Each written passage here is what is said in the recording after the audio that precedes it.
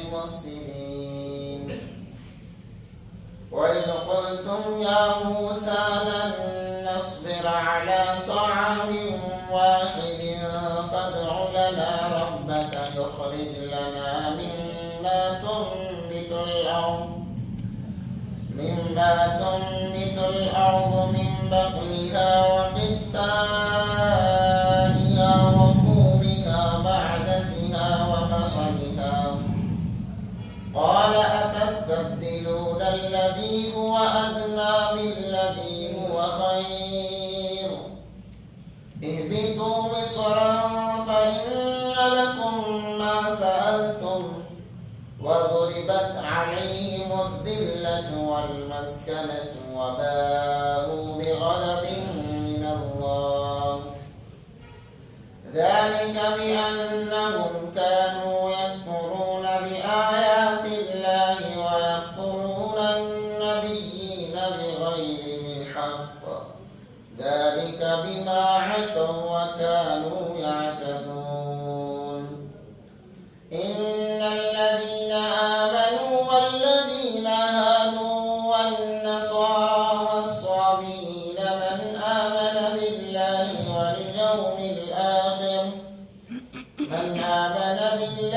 واليوم الآخر وعمل صالحا فلهم أجرهم عند ربهم ولا خوف عليهم ولا هم يحزنون وإذا أخذنا ميثاقكم ورفعنا فوقكم الطور خذوا ما آتيناكم بقوة واذكروا ما فيه لعلكم تتقون ثم توليتم من بعد ذلك فلولا فضل الله عليكم ورحمته لكنتم من الخاسرين صدق الله العظيم.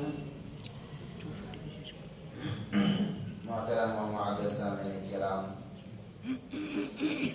اللہ تبارک و تعالیٰ نے اس رکوع کے اندر بلکہ ان آیات میں بنی اسرائیل پر جو نعمتیں اللہ تبارک و تعالیٰ نے کی ہیں ان کا تذکرہ کیا ہے. جیسے میں نے گزشتے ہفتے بھی کہا تھا کہ اللہ تبارک و تعالیٰ نے حضرت موسیٰ علیہ السلام کی بات نہ ماننے کی وجہ سے انہیں ایک میدان کے اندر 40 سال تک رکھا. 40 سال تک وہ ایک میدان میں رہے اور اللہ نے انہیں ایسے ہی نہیں چھوڑا کیونکہ اس وقت کے مسلمان وہی لوگ تھے، بنی اسرائیل تھے، ان کے علاوہ کوئی دوسرا مسلمان نہیں تھا. تو اللہ تبارک و تعالیٰ ان کے ساتھ فضل کا بھی معاملہ فرماتے، ان کی سخت پکڑ بھی کرتے. جیسے ایک بچے کو ماں باپ مارتے بھی ہیں، بہلاتے بھی ہیں، خوش بھی کرتے ہیں، تو ویسا معاملہ اللہ تبارک و تعالیٰ کا بھی رہا ہے کہ فرما برداری کی تو نعمتیں ایسی دی کہ سوچ کے باہر ہیں، اور جب نافرمانی کی تو اللہ نے پکڑ کی، مارا. بلکہ جب بچڑے کی پوجا کرنے لگے تو اللہ نے کہا قتل کرو، ایک دوسرے کو قتل کرو. اور یہ معاملہ قیامت تک چلتا رہے گا. جب انسان اللہ سے قریب ہوگا اللہ نعمتیں دیں گے، خوب نعمتیں دیں گے. جیسے ہی دور ہوگا اللہ فوراً پکڑیں گے اسے کہ دوبارہ آ جائے بندہ میرے پاس میں. تو یہ معاملہ نرم گرم جسے ہم کہتے ہیں وہ چلتا رہے گا قیامت تک کے لیے. تو میدان تی کے اندر اللہ تبارک و تعالیٰ نے انہیں رکھا، من سلوہ کھلایا. آسمان سے من اور سلوہ یہ دو چیزیں الگ ہیں. بٹیر ایک تیتر کے قسم کا ایک جانور تھا، اللہ اس کے کباب کھلاتا اس قوم کو، اور ایک میٹھا حلوہ کھلاتا جسے من کہتے ہیں. انہیں کمانے کی ضرورت نہیں تھی 40 سال تک. علماء نے لکھا ہے جو کپڑا بچے کو پہنا دیتے، جیسا جیسا بچہ بڑا ہوتا کپڑا بڑا ہوتے جاتا، یہاں تک کہ رنگ بھی بدلتے چلا جاتا. اور آسمان سایہ کیے ہوئے ان پر. اللہ کی کتنی بڑی مہربانی ہے انسانوں کے ساتھ میں. ایک آسمان ہمیشہ سایہ کیے ہوئے ان کے ساتھ میں چلتا تھا. رات ہوتی تو ایک روشنائی آتی ان کے پاس میں، روشن چیزیں آتی جس کی وجہ سے رات کی تاریکی سے یہ گھبرا نہیں سکتے تھے. تو وہاں پر بڑے مزے سے تھے، بس کھانا مل رہا تھا تو لوگوں نے کہا کہ ہمیں پانی کی بھی سخت ضرورت ہے، اے موسیٰ اپنے رب سے کہو۔ اور ان کا مزاج ایسا تھا، ایک غرور پن جسے کہتے ہیں، سخت مزاج، کچھ بھی ضرورت ہوتی موسیٰ سے کہتے ہیں علیہ السلام اے موسیٰ اپنے رب سے کہو ہمارے لیے یہ چیز مہیا کر دے۔ جب انہیں پانی کی پیاس محسوس ہوئی، انہوں نے کہا اے موسیٰ اپنے رب سے کہو کہ ہمارے لیے پانی کا انتظام کرے۔ تو موسیٰ علیہ السلام نے اللہ سے کہا کہ اللہ نے پانی کی ضرورت پیش آئی ہے، پانی کے لیے کیا کریں؟ اللہ نے کہا جو تمہارے ہاتھ میں عصا ہے، ایک عصا تھا موسیٰ علیہ السلام کے ہاتھ میں، وہ عصا حضرت آدم علیہ نبی علیہ السلام جنت سے جب آ رہے تھے اس وقت میں لے آئے تھے، اور یہ نسل در نسل چلتا رہا۔ موسیٰ علیہ السلام کے ہاتھ میں آیا حضرت شعیب علیہ السلام کی طرف سے، جب موسیٰ علیہ السلام نے قبطی کو مار دیا، فرعون کے ڈر سے جب یہ بھاگے ہیں تو شعیب علیہ السلام کے پاس گئے، وہاں پر 10 سال انہوں نے بکریاں چرائی۔ تو شعیب علیہ السلام چونکہ موسیٰ علیہ السلام کے سسر ہیں، انہوں نے وہ عصا انہیں دیا تھا۔ تو ایک مرتبہ حضرت موسیٰ علیہ السلام اس عصے سے بیٹھے ہوئے جو بکریاں چرا رہے تھے، اللہ نے کہا وَمَا تِلْكَ بِيَمِينِكَ يَا موسیٰ، اے موسیٰ تمہارے ہاتھ میں کیا ہے؟ انہوں نے کہا اے اللہ، قَالَ هِيَ عَصَايَ أَتَوَكَّلُ عَلَيْهَا، اے اللہ یہ عصا ہے جس سے میں بکریاں چراتا ہوں، بکریوں کے لیے پتے جھاڑتا ہوں اور انہیں ہانکتا ہوں، کبھی کبھار ٹیک لگا کر بیٹھ جاتا ہوں، ہر کام میں یوز ہوتا ہوں عصا۔ تو اللہ نے کہا کہ اچھا ایک کام کرو، اسے زمین پر پھینک دو۔ تو جیسے ہی سورۃ طٰہٰ کے اندر بڑی تفصیل کا ذکر ہے، میں مختصر عرض کر رہا ہوں، جیسے ہی انہوں نے عصا زمین پر ڈالا بڑا اژدھا بن گیا اور یوں پھن پھیلائے ہوئے ہے۔ جیسے موسیٰ علیہ السلام دیکھے بھاگنے لگے کہ کہیں یہ مجھے نگل نہ جائے، تو اللہ نے کہا اے موسیٰ گھبراؤ نہیں، اس کو چھو جا کر پکڑ لو اسے۔ موسیٰ علیہ السلام چونکہ ڈر رہے تھے، اللہ نے کہا کہ یہ میرے طرف سے جا کر اسے ہاتھ لگاؤ۔ تو جیسے ہی اسے ہاتھ لگایا تو عصا بن گیا۔ تو اللہ نے کہا اے موسیٰ آپ بتاؤ یہ کیا ہے؟ تو موسیٰ علیہ السلام نے کہا اے اللہ یہ وہ ہے جو تو چاہتا ہے۔ یہ کیا ہے؟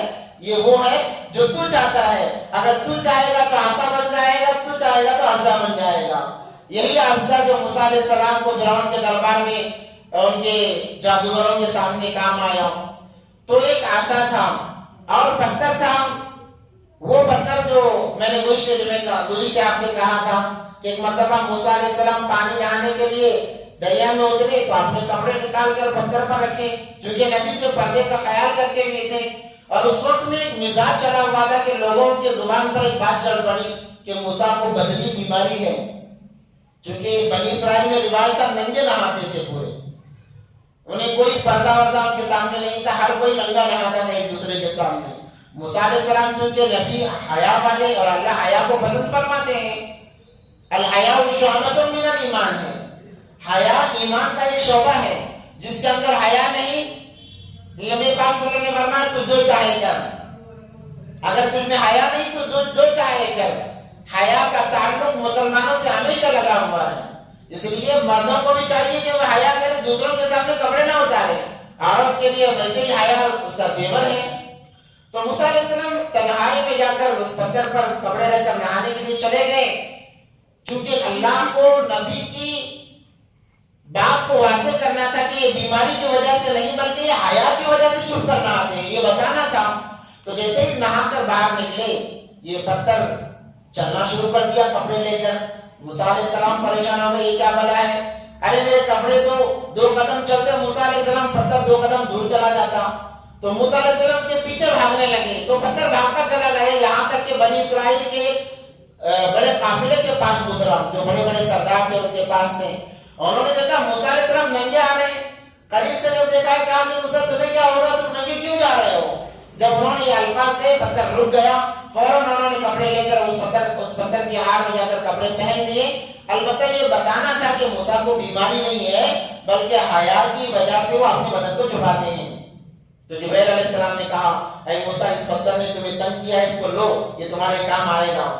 تو وادی طی کے اندر یہی پتھر تھا جس پر اللہ نے کہا کہ اس پر عصا مارو جس کی وجہ سے تمہیں پانی نکلے گا۔ تو حضرت موسیٰ علیہ السلام نے اس پر عصا مارا، اسی کا تذکرہ ہو رہا ہے۔ وَإِذِ اسْتَسْقَىٰ مُوسَىٰ لِقَوْمِهِ، جب موسیٰ علیہ السلام کی قوم نے کہا موسیٰ ہمیں پانی چاہیے، تو اللہ نے کہا فَقُلْنَا اضْرِبْ بِعَصَاكَ الْحَجَرَ، اے موسیٰ جو تمہارے ہاتھ میں عصا ہے اس پتھر کو مارو جو تمہارے پاس پتھر ہے، فَانْفَجَرَتْ مِنْهُ اثْنَتَا عَشَرَةَ عَيْنًا، کیا عجیب قدرت ہے اللہ تبارک و تعالیٰ کی، جیسے ہی عصا مارا ہے اس پتھر سے 12 چشمے پھوٹ پڑے، 12 پانی کے چشمے، گویا یوں معلوم ہوتا تھا کہ اس کے نیچے ایک نہر ہے جو اپنے آپ کو ظاہر کر رہی ہے۔ 12 چشمے کیوں آئے؟ چونکہ حضرت یعقوب علیہ السلام کے 12 بیٹے تھے، حضرت یعقوب علیہ السلام کے 12 بیٹے تھے اور یعقوب علیہ السلام کا نام اسرائیل بھی تھا، تو انہی 12 لڑکوں سے نسل چلی ہے، انہیں بنی اسرائیل کہا جاتا ہے۔ تو یہ ہر ایک خاندان تھا، 12 خاندان تھے، 12 قبیلے تھے، اسی لیے جب دریا پر موسیٰ علیہ السلام نے عصا مارا تو 12 راستے بن گئے، کیونکہ بڑی عجیب قوم تھی۔ اگر ان سے کہا جاتا ایک راستے سے جاؤ تو کہتے ہم ایک راستے سے جانے والے نہیں ہیں، ہم خاندان والے ہیں، ہمارا خاندان بڑا ہے، آپ ہمارے لیے الگ الگ راستے بناؤ۔ تو اللہ بھی ان کے مزاج کے اعتبار سے دریا میں بھی 12 راستے نکالے، اور جب پانی کا معاملہ آیا چونکہ پھر لڑنا شروع کر دیتے کہ یہ ہمارے لیے ہے، یہ ہمارے لیے ہے، تو اللہ نے 12 چشمے اس پانی سے، اس پتھر سے نکالے۔ اب لوگوں کو اشکال ہوتا ہے کہ ایک معمولی پتھر ہے اس سے کیسے پانی کا چشمہ نکل سکتا ہے، تو آپ کو بتا دوں کہ زمزم کا جو پانی نکلتا ہے وہ بھی پتھر سے نکلتا ہے۔ حجر اسود کی طرف سے زمزم کا جو کنواں ہے، حجر اسود کی طرف ایک پتھر ہے، اسی پتھر سے چشمہ ہمیشہ پھوٹتا رہتا ہے اور مشین اس کو کھینچتی ہے، مگر اس پانی کے اندر کبھی کمی نہیں ہوتی، جتنا کھینچتے ہیں اتنا زیادہ آتے رہتا ہے۔ جب وہاں پانی نکل سکتا ہے تو یہاں کیوں نہیں نکل سکتا؟ یہاں تو اللہ کا حکم ہو رہا ہے کہ اللہ نے کہا اضرب بعصاک الحجر، تو موسیٰ علیہ السلام نے اللہ کے حکم سے جیسے ہی مارا تو ایک خانے کے مانند چشمے، 12 چشمے اس پتھر سے چاروں طرف سے پھوٹ پڑے۔ تو لوگوں نے دیکھا کہ جب پانی آ گیا تو ہر لوگوں نے ایک ایک چشمہ اپنا لیا، کہا کہ ہمارا ہے، ہمارا ہے، تو خاندان بھائی ان لوگوں نے اس پانی کو لیا اور پیا۔ فَانْفَجَرَتْ مِنْهُ اثْنَتَا عَشَرَةَ عَيْنًا قَدْ عَلِمَ كُلُّ أُنَاسٍ مَّشْرَبَهُمْ، ہر ایک نے اپنی پانی کے جگہ کو، پینے کی جگہ کو پہچان لیا۔ اللہ نے کہا کُلُوا وَاشْرَبُوا، کھاؤ اور پیو، من رزق اللہ، اللہ کے رزق میں سے۔ اللہ کبھی کھانے کے لیے منع نہیں کرتے، اچھے سے اچھا کھاؤ۔ یہاں تک کہ جو مالدار ہیں، مالدار خسارے میں اس لیے ہوتے ہیں کہ وہ مال کو اللہ کے حکم کے خلاف ضائع کرتے ہیں، اس لیے وہ خسارے میں ہوتے ہیں، ورنہ جتنا مالدار اللہ کے قریب ہوتا ہے اتنا کوئی اور قریب نہیں ہو سکتا۔ اللہ کے راستے میں خرچ کرو، اپنے اہل و عیال پر خرچ کرو، اللہ اس سے خوش ہوتے ہیں۔ انسان، احادیث مبارکہ ہے، اپنے گھر والوں پر انسان جتنا خرچ کرتا ہے اللہ اتنا دیتے ہیں۔ آج ہم لوگ بخل کرتے ہیں گھر والوں پر خرچ کرنے پر، بعض لوگوں کا ایک مزاج ہوتا ہے خاندان والوں پر بے تحاشا خرچ کرتے ہیں، گھر والوں پر ہاتھ کو روکے رکھتے ہیں، مگر برکت اسی وقت میں ہوگی جب آپ اپنے گھر والوں پر خرچ کرو گے، ان کی ضروریات کو پورا کرنے میں جتنا آپ خرچ کرو گے اللہ دے گا، کیونکہ اللہ تبارک و تعالیٰ خاندان کے ضعفاء کی وجہ سے، کمزوروں کی وجہ سے ہمیں رزق ملتا ہے۔ یہ ہمارا کمال نہیں، اگر میں مہینے میں 1 لاکھ کما رہا ہوں میرا کمال نہیں ہے، یہ میرے ڈگری کا کمال نہیں ہے، میرے گھر میں جو میری بیوی بیٹی ہے، میری اولاد ہے، جو بوڑھے ماں باپ ہیں جو کما نہیں سکتے، اللہ ان کی برکت سے مجھے 1 لاکھ دے رہا ہے، یا کم بھی اگر مل رہا ہے تو جو وہ ہمیں کافی ہو رہا ہے، اس وجہ سے ہو رہا ہے کہ اللہ ان کمزوروں کی وجہ سے، بچوں کی وجہ سے، عورتوں کی وجہ سے، بوڑھوں کی وجہ سے اللہ اس رزق میں برکت دے رہا ہے، جس وجہ سے یہ رزق ہمارے لیے کافی ہو رہا ہے۔ تو یہ ہمارا کوئی کمال نہیں ہوتا، یہ تو اللہ تبارک و تعالیٰ کمزوروں کی وجہ سے دیتے ہیں۔ اس لیے گھر والوں پر خوب خرچ کرو، کبھی گھر والوں پر خرچ کرنے پر اپنے ہاتھ کو نہ روکے رکھو۔ نبی پاک صلی اللہ علیہ وسلم کے پاس صحابی آئے، پوچھا اللہ کے نبی سب سے بہترین صدقہ خرچ اللہ کو کہاں پسند ہے؟ اللہ نے کہا کہ اپنے اہل و عیال پر خرچ کرو، بیوی بچوں پر خرچ کرو، یہ خرچ کرنا اللہ کو بہت زیادہ پسند ہے۔ تو ان لوگوں نے پہچان لیا، اللہ نے کہا کہ خوب کماؤ اور خوب خرچ کرو، اچھی جگہ خرچ کرو۔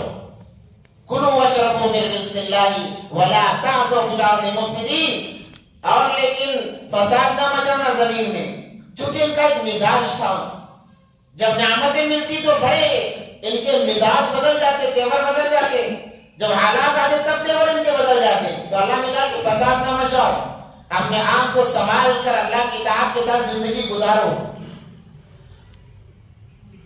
اور ایک مرتبہ ویسے ہی ہوتے ہوتے قوم کہنے لگی وادی تی کے اندر کہ موسیٰ اب 40 سال ہو گئے ایک ہی چیز کھاتے ہوئے، ایک ہی چیز کیا کھلا رہے ہو، کوئی دوسری بھی چیز کھلاؤ.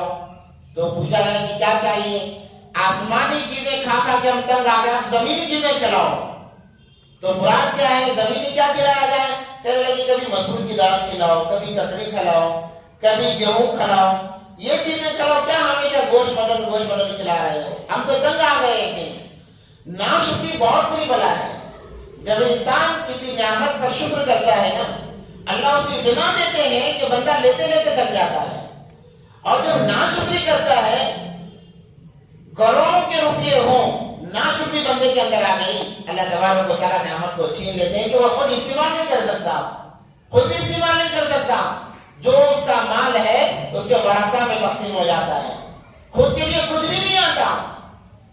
اب ورثہ اگر اس کو صحیح چیز صحیح جگہ استعمال کریں گے ثواب ملے گا. اگر وارثین جن کے ہاتھ میں جو آ رہا ہے اس کو غلط جگہ استعمال کریں گے تو استعمال کرنے والے کو جتنا گناہ ہو رہا ہے، جس کا مال اسے گناہ ملے گا. اس لیے اپنے مال کی حفاظت کرنا انسان کے لیے سب سے بہتر ہے. اگر مال کی حفاظت نہیں کریں گے، ایسے ہی مر جائیں گے، یہ مال ورثہ میں تقسیم ہوگا، وہ اس کو گانوں میں، بجانے میں، اللہ کی نافرمانی میں، عیاشی میں اڑائیں گے تو تمہیں وبال ملے گا. اللہ کہیں گے کما کے کیوں آئے، خرچ کیے بغیر کیوں چھوڑ کر آئے. اس لیے حدیث میں آتا ہے، اللہ کے نبی سے پوچھا گیا صلی اللہ علیہ وسلم، اللہ کے نبی ہمارے لیے کیا ہے؟ اللہ کے نبی پاک صلی اللہ علیہ وسلم نے فرمایا جو کھا کے ختم کر دیا، جو پہن کے پھاڑ دیا، اور جو اللہ کے بینک میں جمع کر دیا. کیا مراد ہے؟ جتنا کھا لیا وہ تمہارا ہے، جو پہن لیا وہ تمہارا ہے، اور صدقہ خیرات کر کے جو آخرت کے بینک میں جمع کر دیا یہ تمہارا ہے. اس کے بعد جتنا بھی بچا ہے وہ تمام کا تمام وارثوں کا ہے، خاندان والوں کا ہے، رشتہ داروں کا ہے، تمہارا کچھ بھی نہیں ہے. اس لیے عقل مند وہی ہے، اپنے لیے کماتا ہے. انسان کیوں اپنے لیے کماتا ہے؟ تو اپنے لیے کھانے میں اچھے سے اچھا کھائے، اچھے سے اچھا پہنے، اور خوب اللہ کے نام پر خرچ کرے. یہ 3 چیزیں تمہارے لیے، باقی تمام کا تمام ضائع ہونے والا ہے. تو اس کا تذکرہ ہو رہا ہے. وَإِذْ قُلْتُمْ يَا مُوسَىٰ لَن نَّصْبِرَ عَلَىٰ طَعَامٍ. جب موسیٰ کی قوم نے کہا، اے موسیٰ، اس وقت کو بھی یاد کرو جب تمہاری قوم نے کہا، اے موسیٰ لن نصبر، ہمیں برداشت نہیں ہوتا ایک کھانے پر، علی طعام واحد، ایک کھانے پہ ہمیں برداشت نہیں ہوتا. فادع لنا ربک یخرج لنا. اب ان کے تیور دیکھو، انہیں تو یہ کہنا چاہیے تھا کہ اے موسیٰ اپنے ہمارے اللہ سے کہہ کر، کیونکہ اللہ تو ان کا بھی اللہ ہے، سب کا اللہ ہے، کہتے کہ ہمارے رب سے کہہ کر ذرا ہمارے لیے دوسری چیزیں مانگ کر لاؤ تاکہ ہمیں کھانے کا مزہ الگ ملے، کچھ الگ ذائقہ ملے. مگر وہ لوگ کیا کہہ رہے ہیں؟ رب فادع لنا ربک، تمہارے رب سے کہو. کیا کہہ رہے ہیں؟ تمہارے رب سے کہو، ربک یخرج لنا، کہ وہ ہمارے لیے نکالے. کیا نکالے؟ مما تنبت الارض، زمین سے چیزیں نکالے. من بقلیہا، من بقلیہ ترکاریاں ہمیں چاہیے، وقصائیہا ہمیں مسور چاہیے، وفومیہا ہمیں ککڑی چاہیے، وعدسیہا وبصلیہا ہمیں پیاز چاہیے. ایسی چیزیں نکالنے تم اپنے رب سے کہو. اللہ نے فرمایا قال اتستبدلون الذی، حضرت موسیٰ فرماتے ہیں قال اتستبدلون الذی هو ادنی بالذی هو خیر. اے قوم تمہیں کیا ہو گیا کہ ایک اعلیٰ چیز تمہیں مل رہی ہے، اس کے بدلے میں تم کمتر چیزیں لینا چاہتے ہو.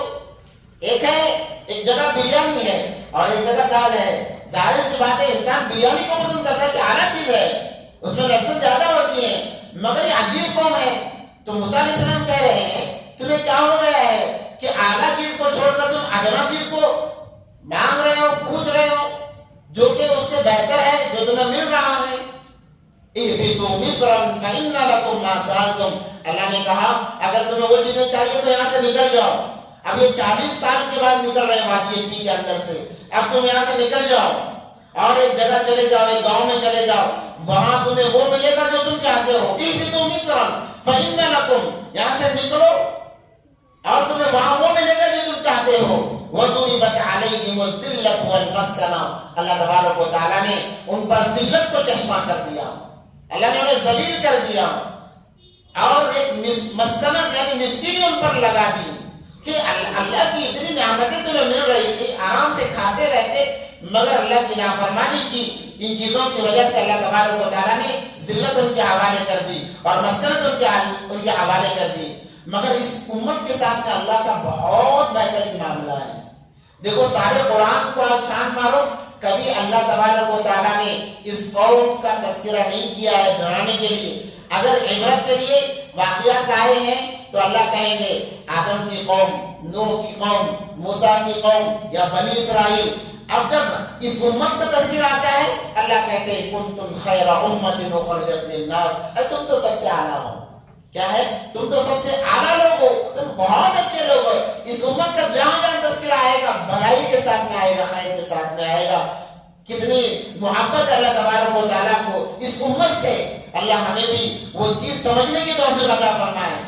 بنی اسرائیل کا اللہ کہیں کہ دیکھو میں نے بنی اسرائیل کے ساتھ وہ کیا، قوم نوح کے ساتھ وہ کیا، قوم عاد کے ساتھ وہ کیا۔ ہمیں نام لے لیتے تذکرہ، مگر ہماری اس امت کا تذکرہ اللہ نے کہیں ڈرانے کے لیے نہیں لیا، بلکہ جہاں پر لیا ہے بڑے پیار و محبت سے اس امت کا تذکرہ لیا ہے۔ وَبَاءُوا بِغَضَبٍ مِّنَ اللَّهِ، اللہ کا غصہ آ گیا ان کے اوپر۔ ذَلِكَ بِأَنَّهُمْ كَانُوا يَكْفُرُونَ بِآيَاتِ اللَّهِ، اس لیے کہ وہ کفر کیا کرتے تھے، انکار کیا کرتے تھے اللہ کی نشانیوں کا۔ وَيَقْتُلُونَ النَّبِيِّينَ، نبیوں کو قتل کرتے تھے۔ بنی اسرائیل جو ہے نبیوں کو قتل کرتے تھے۔ علماء فرماتے ہیں، تفسیر ابن کثیر کے اندر بھی ہے، تفسیر مدارک میں بھی لکھا گیا ہے کہ انہوں نے ایک ایک دن میں 300 نبیوں کو قتل کیا ہے۔ 300 نبیوں کو ناک مار دیتے تھے، کوئی وجہ نہیں، وجہ صرف اتنی ہوتی کہ وہ اللہ کی طرف بلاتے، تم ہمیں اپنے باپ دادا کے دن سے ہٹانے آئے، ایک ایک دن مار دیتے۔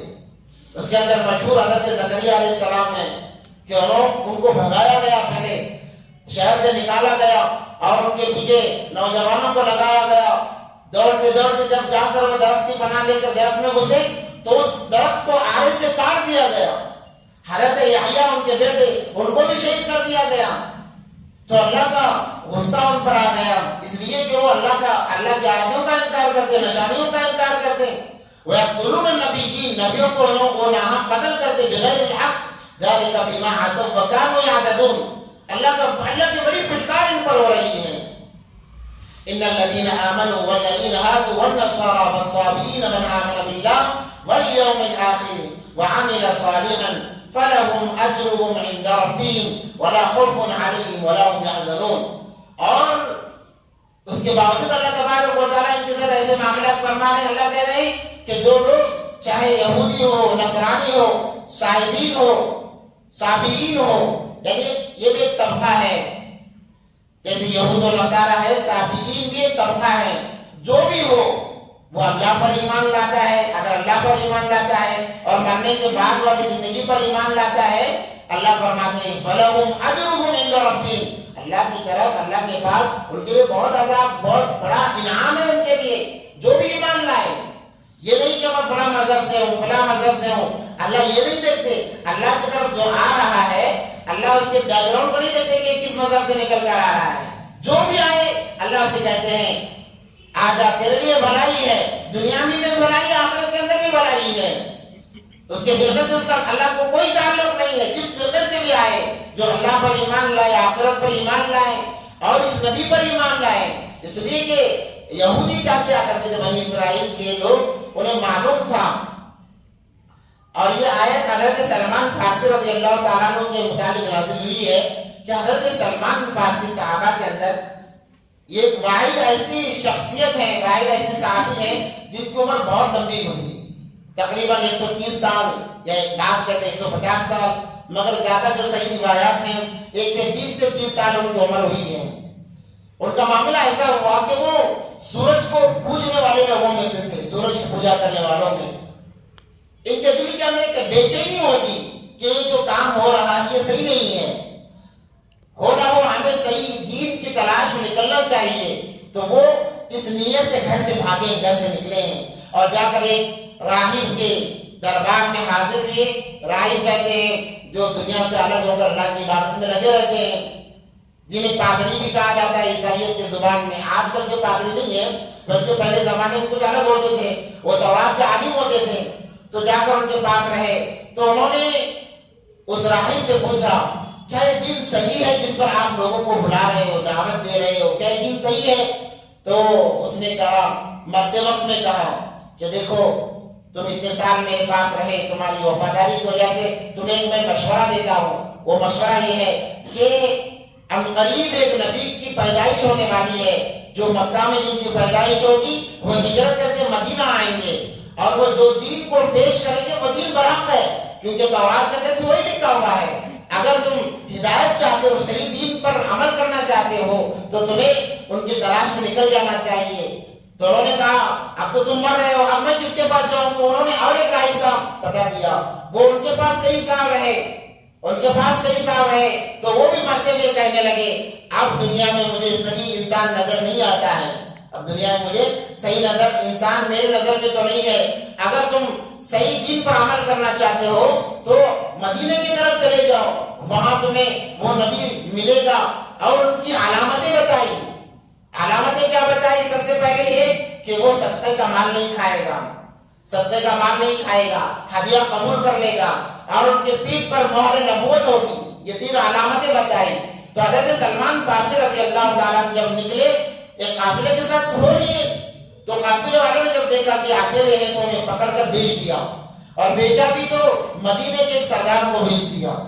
اس بہانے سے وہ مدینے میں آئے اور آ کر رہے. جب انہیں پتا چلا کہ جس نبی کی بشارت, جس نبی کی تمام صفات اس راہب نے بتائی تھی, تو یہ نبی پاک صلی اللہ علیہ وسلم کے دربار میں چلے گئے, ہدیے کے کھجور لے کر گئے اور ہدیہ پیش کیا. تو نبی نے ہدیہ قبول کر لیے. تو انہوں نے کہا کہ میں جان لیا کہ یہی نبی ہے, آخری نبی ہے, اور انہی کے نقش قدم پر چل کر میں کامیاب ہو سکتا ہوں. دوسری مرتبہ صدقے کے کھجور لے کر گئے تو نبی پاک صلی اللہ علیہ وسلم نے دیا اور صدقہ کر دیا. کہا کہ ہمارے لیے صدقہ جائز نہیں ہے. تو انہیں اور یقین ہو گیا. اب یہ انتظار میں تھے کہ مہر نبوت دیکھوں, کیسے دیکھوں. یہاں پر گردن کے نیچے کے حصے پہ وہ مہر نبوت تھا.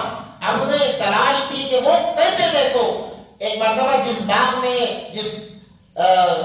جس یہودی کے یہ غلام تھے اس باغ میں کام کر رہے تھے, اتفاق سے نبی پاک صلی اللہ علیہ وسلم کا گزر وہاں سے ہوا. تو یہ بڑے خوش ہوئے اور پیچھے ہو لیے تاکہ کچھ ہوا آئے, کچھ ایسا معاملہ ہو جائے کہ چادر مبارک ہٹ جائے اور میں مہر نبوت کو دیکھ کر ایمان قبول کر لوں. اسی فراق میں تھے, مگر معاملہ کچھ ہونے کے لیے تیار نہیں, یہ بے چین ہو گئے کہ اگر اس نبوت کے نشان کو دیکھ لوں تو میں ایمان لے آؤں گا تاکہ اللہ مجھے کامیاب کر دے.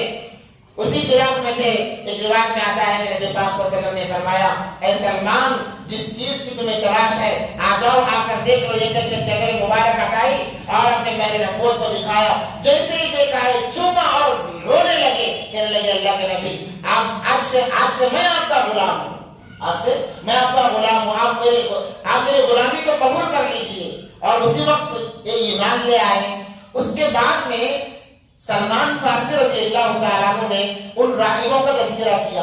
اے اللہ کے نبی, جن لوگوں سے میں ملا ہوں ان لوگوں کو میں نے عبادت کرتے دیکھا ہے, تورات کے مطابق اعمال کرتے دیکھا ہے, اور آپ کی خوبیاں بیان کرتے دیکھا ہے, آپ کی تعریفیں کرتے میں نے دیکھا ہے. کیا اللہ کے نبی وہ تو بہت اچھے لوگ ہیں. نبی پاک صلی اللہ علیہ وسلم نے فرمایا وہ فی النار, وہ جہنم میں ہے.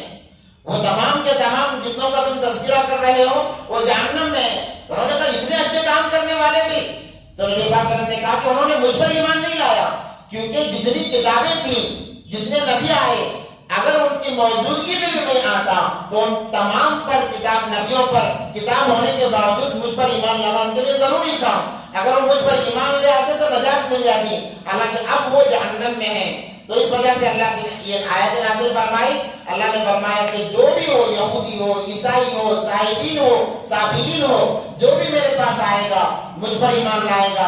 اللہ پر ایمان لانے سے مراد اللہ پر بھی ایمان لانا, نبی پر بھی ایمان لانا. ایک چیز بتا کر ایک چیز کو پوشیدہ رکھا گیا ہے. اس کا مطلب یہ نہیں کہ صرف اللہ پر ایمان لانے سے نجات مل جائے گی, ایسا نہیں ہے.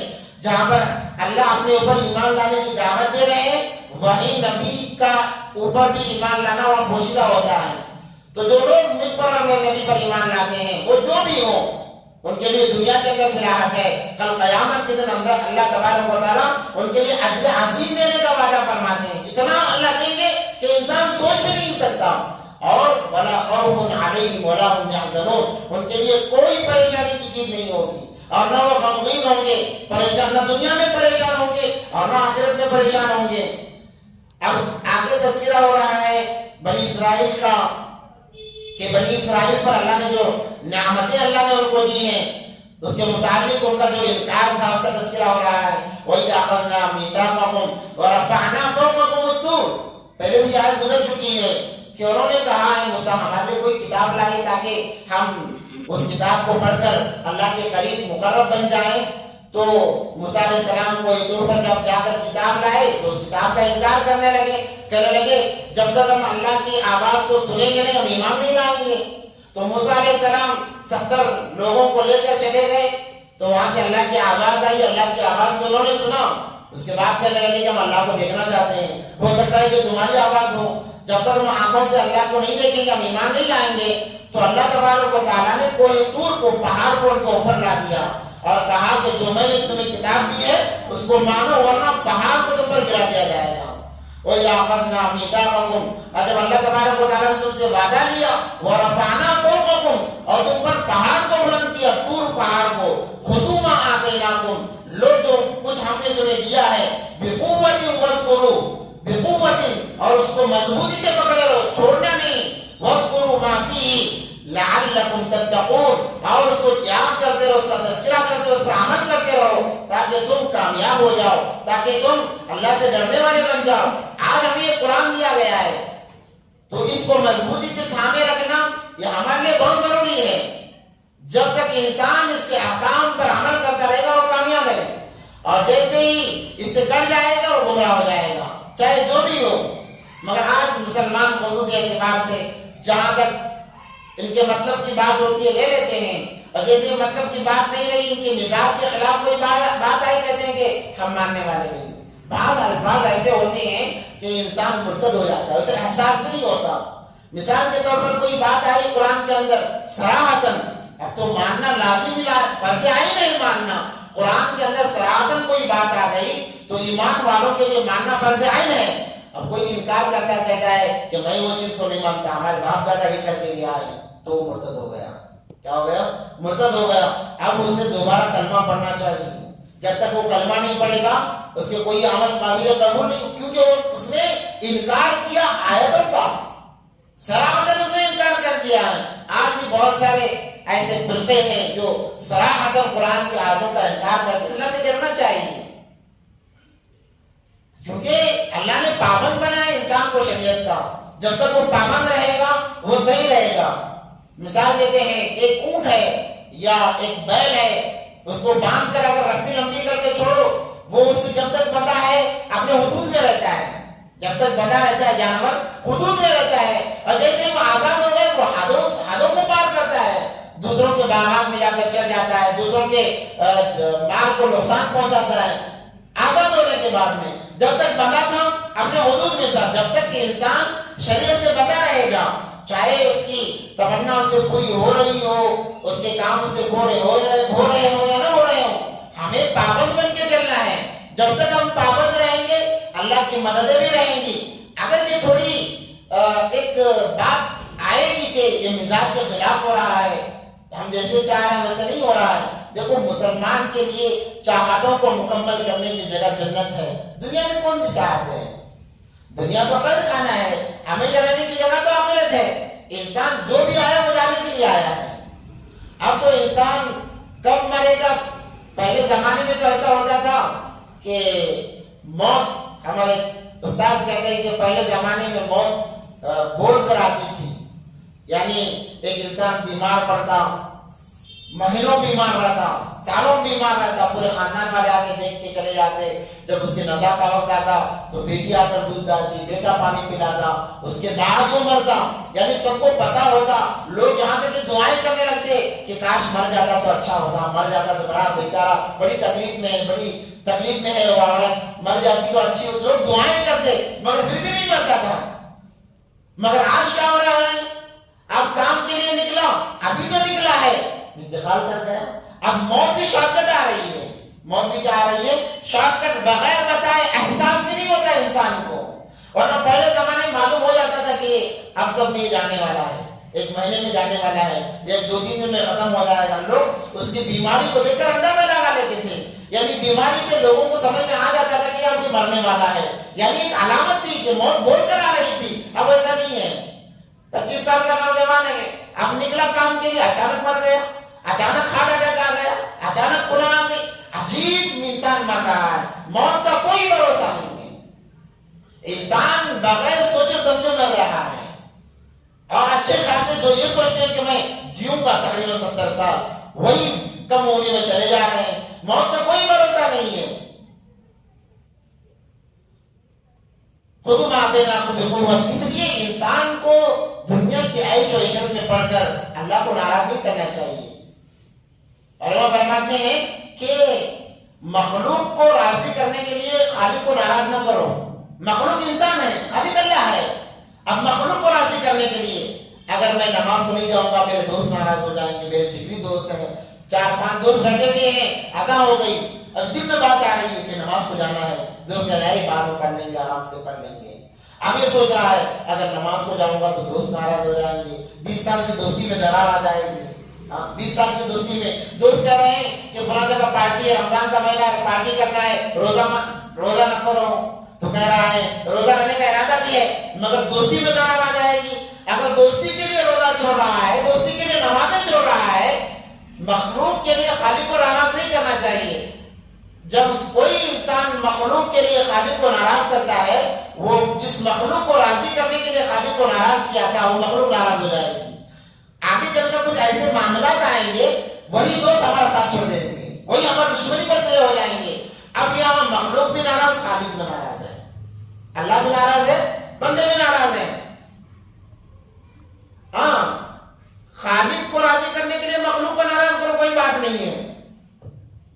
اللہ کو راضی کرنے کے لیے مخلوق کو ناراض کر دو, کوئی بات نہیں ہے. کہو بھائی میں کسی حالت میں روزہ رہوں گا, تمہیں ناراض ہونا ہو جائے, کوئی فرق نہیں پڑتا. تم آج ناراض رہو گے, کل راضی ہو جاؤ گے. اگر میرا اللہ ناراض ہو گیا, میں مر گیا, تو میرا کیا ٹھکانا ہوگا. یہ کہہ کر اگر دوستوں کو ناراض بھی کر رہا ہے, اللہ کہتے ہیں دیکھو میرے بندے کے اندر میرا ڈر کتنا ہے, میں دونوں کو راضی کروا دیتا ہوں. اللہ بھی راضی ہو جائیں گے, جو ہم سے ناراض تھے وہ بھی ہم سے راضی ہو جائیں گے. اللہ مخلوق کو بھی راضی کرتے ہیں کہ خود بھی راضی ہو جائیں گے.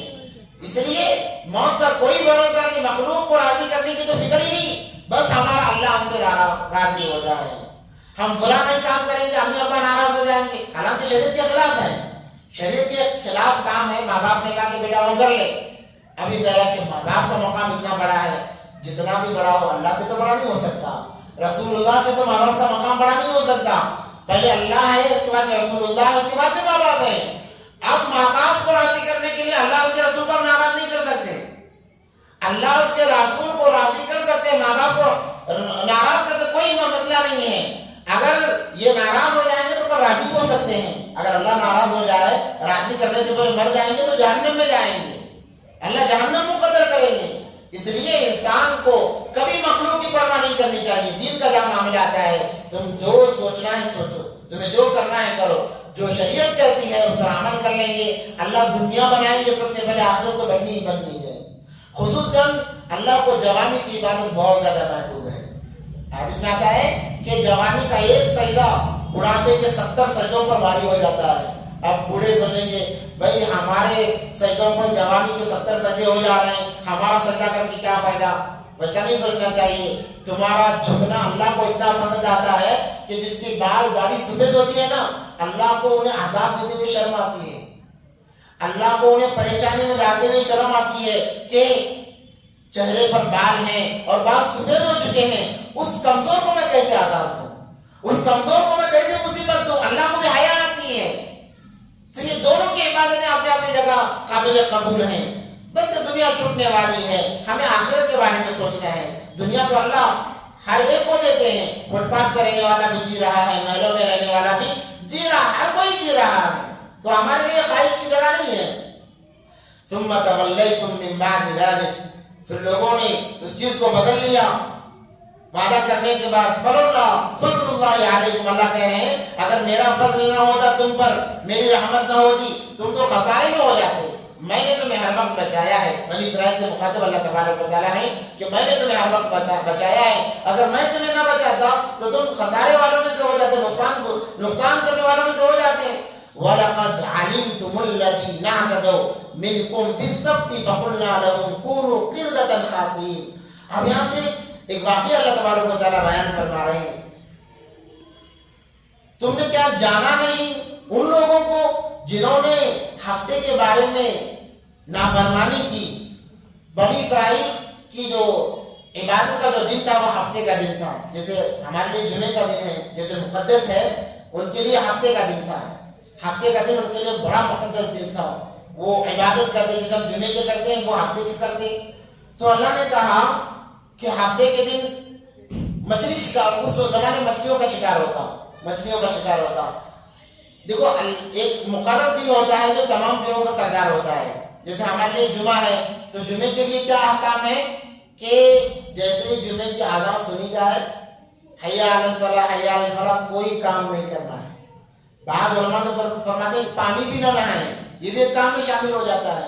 اگر پانی نہانا ہے تو اذان سے پہلے نہا لیں، فارغ ہو جائیں۔ اسی لیے تو اتنی فضیلت رکھی ہے، جو پہلے نمبر پر آتا ہے ایک اونٹ اللہ کے راستے میں صدقہ کرنے کا ثواب ملتا ہے، ایک سرخ اونٹ، اور اونٹ کی قیمت بہت زیادہ ہے، بہت لاکھوں روپے بنتی ہیں۔ تو اللہ نے کہا ایک اونٹ اللہ کے راستے میں دینے کا ثواب، اس کے بعد جو آتا ہے ایک گائے اللہ کے راستے میں دینے کا ثواب، اس کے بعد جو آتا ہے دمبا دینے کا ثواب، اس کے بعد جو آتا ہے مرغی دینے کا ثواب، اس کے بعد جو آتا ہے انڈا اللہ کے راستے میں دینے کا ثواب۔ اس کے بعد میں جیسے ہی بیان شروع ہو جاتا ہے فرشتے دفتر کو بند کر دیتے ہیں، بیان سے آ کر بیٹھ جاتے ہیں، اب کوئی ثواب نہیں، فضیلت نہیں ہے، جو آئے گا اپنے حساب سے ان کو ثواب ملتا رہے گا۔ یہ فضیلت اللہ تبارک و تعالیٰ نے بتائی، بتانا یہ مقصود ہے کہ اذان کے بعد کوئی کام نہیں۔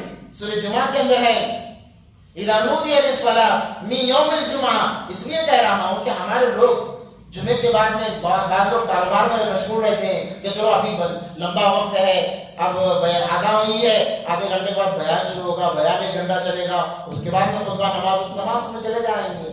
یہ دین بیزار لوگ ہیں، یہ کون لوگ ہیں؟ دین سے بیزار لوگ ہیں۔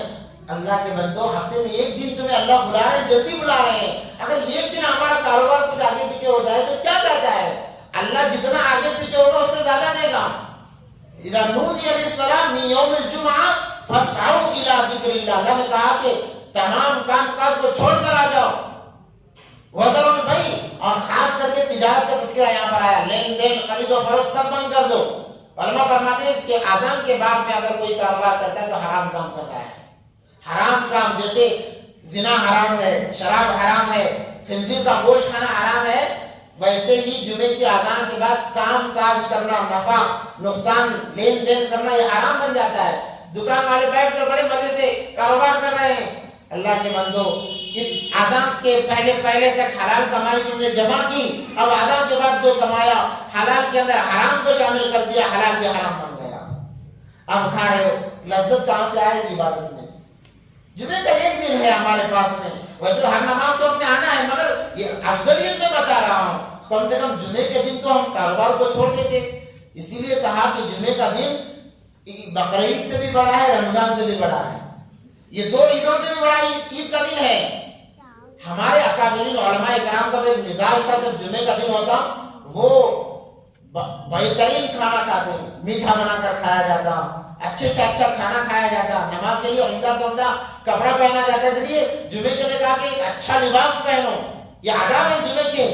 ہم جمعے کے دن بھی بڑے مست رہتے ہیں، ایسے کوئی آئے گئے دن جیسے ہوتے ہیں، اور اس دن میں اللہ نے گھڑی ایسی رکھی ہے کہ بندہ جو کہتا ہے قبول ہوتا ہے، بندہ جو مانگتا ہے قبول ہوتا ہے۔ ایک آدمی میرے ساتھ کھا ہوگا، اس نے سنا تو وہ ایک پتل کا لوٹا لے کر بیٹھ گیا جمعے کے دن، یا اللہ اس کو سونے کا بنا دے، یا اللہ اس کو سونے کا بنا دے، یا اللہ اس کو، صبح سے شام تک وہی تسبیح، مغرب کے اذان کے قریب، کیونکہ صبر ایک چیز ہوتی ہے، یہ بے صبرا بن گیا، اب اذان ہونے والی ہے، اس نے دیکھا کہ صبح سے بیٹھا ہوں، اللہ اس کو کچھ بنا ہی نہیں ہے، یا اللہ جان دے کم سے کم مٹی کا تو بنا دے۔ کیا کہا کہ اللہ جانتے کم سے کم مٹی کا تو بنا دے، جیسے کہنا تھا مٹی کا بن گیا، اب سر کو ہاتھ پکڑ کر بیٹھ گیا، اللہ کیا کر دیا، اور ذرا انتظار کر لیتا تو سونے کا بن جاتا۔ تو ایک گھڑی ایسی ہوتی ہے کہ دعا قبول ہوتی ہے، جو بندہ مانگتا ہے اللہ تبارک تعالیٰ دے دیتے ہیں۔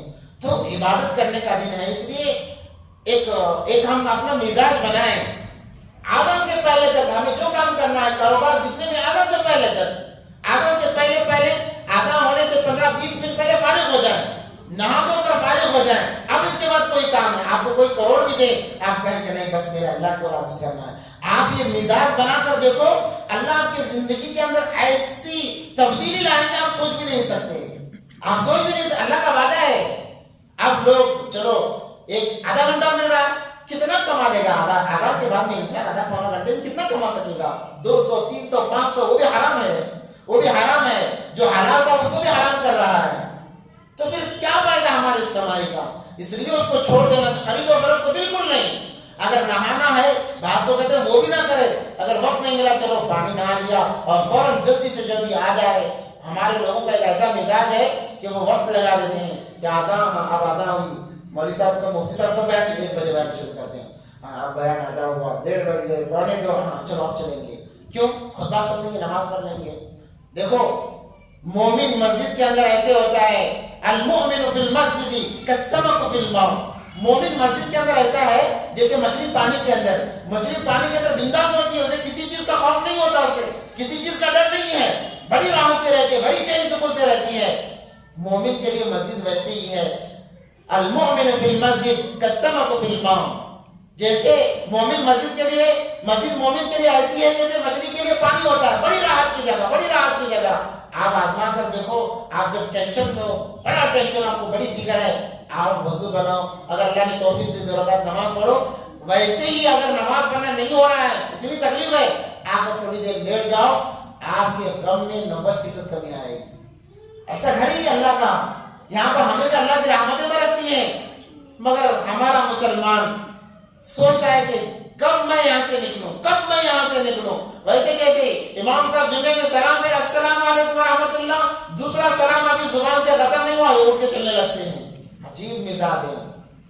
تو ان لوگوں کے لیے ایک مقولہ ہے، الفاسق والفاجر فی المسجد الطائر فی القفص۔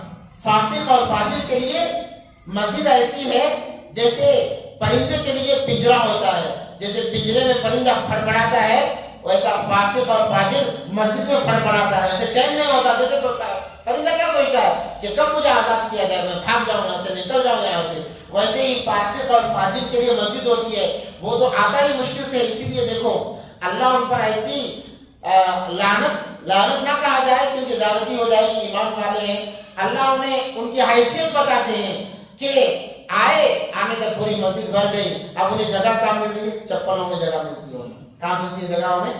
چپلوں میں۔ وہ اللہ کے بندے بے شرمے ہو کر چپلوں میں کھڑے ہو جاتے ہیں۔ چلو جہاں پر بھی جگہ اچھی بات ہے، مقدر وہ جگہ مل گئی، مگر ذرا سوچو کہ اتنا اچھا انسان، بڑا نوجوان ہے، اللہ نے تمام چیزوں سے نوازا ہے، اگر وہ انسان ایک جوتوں میں کھڑ کے نماز پڑھے، کیا اس کے لیے وہ شیوا دے گا؟ کیا اس کے لیے وہ اچھا دکھے گا؟ تو اللہ نے کہا کہ تمہاری حیثیت اتنی ہے کہ تم جوتوں میں کھڑو اور وہیں سے باہر نکل جاؤ۔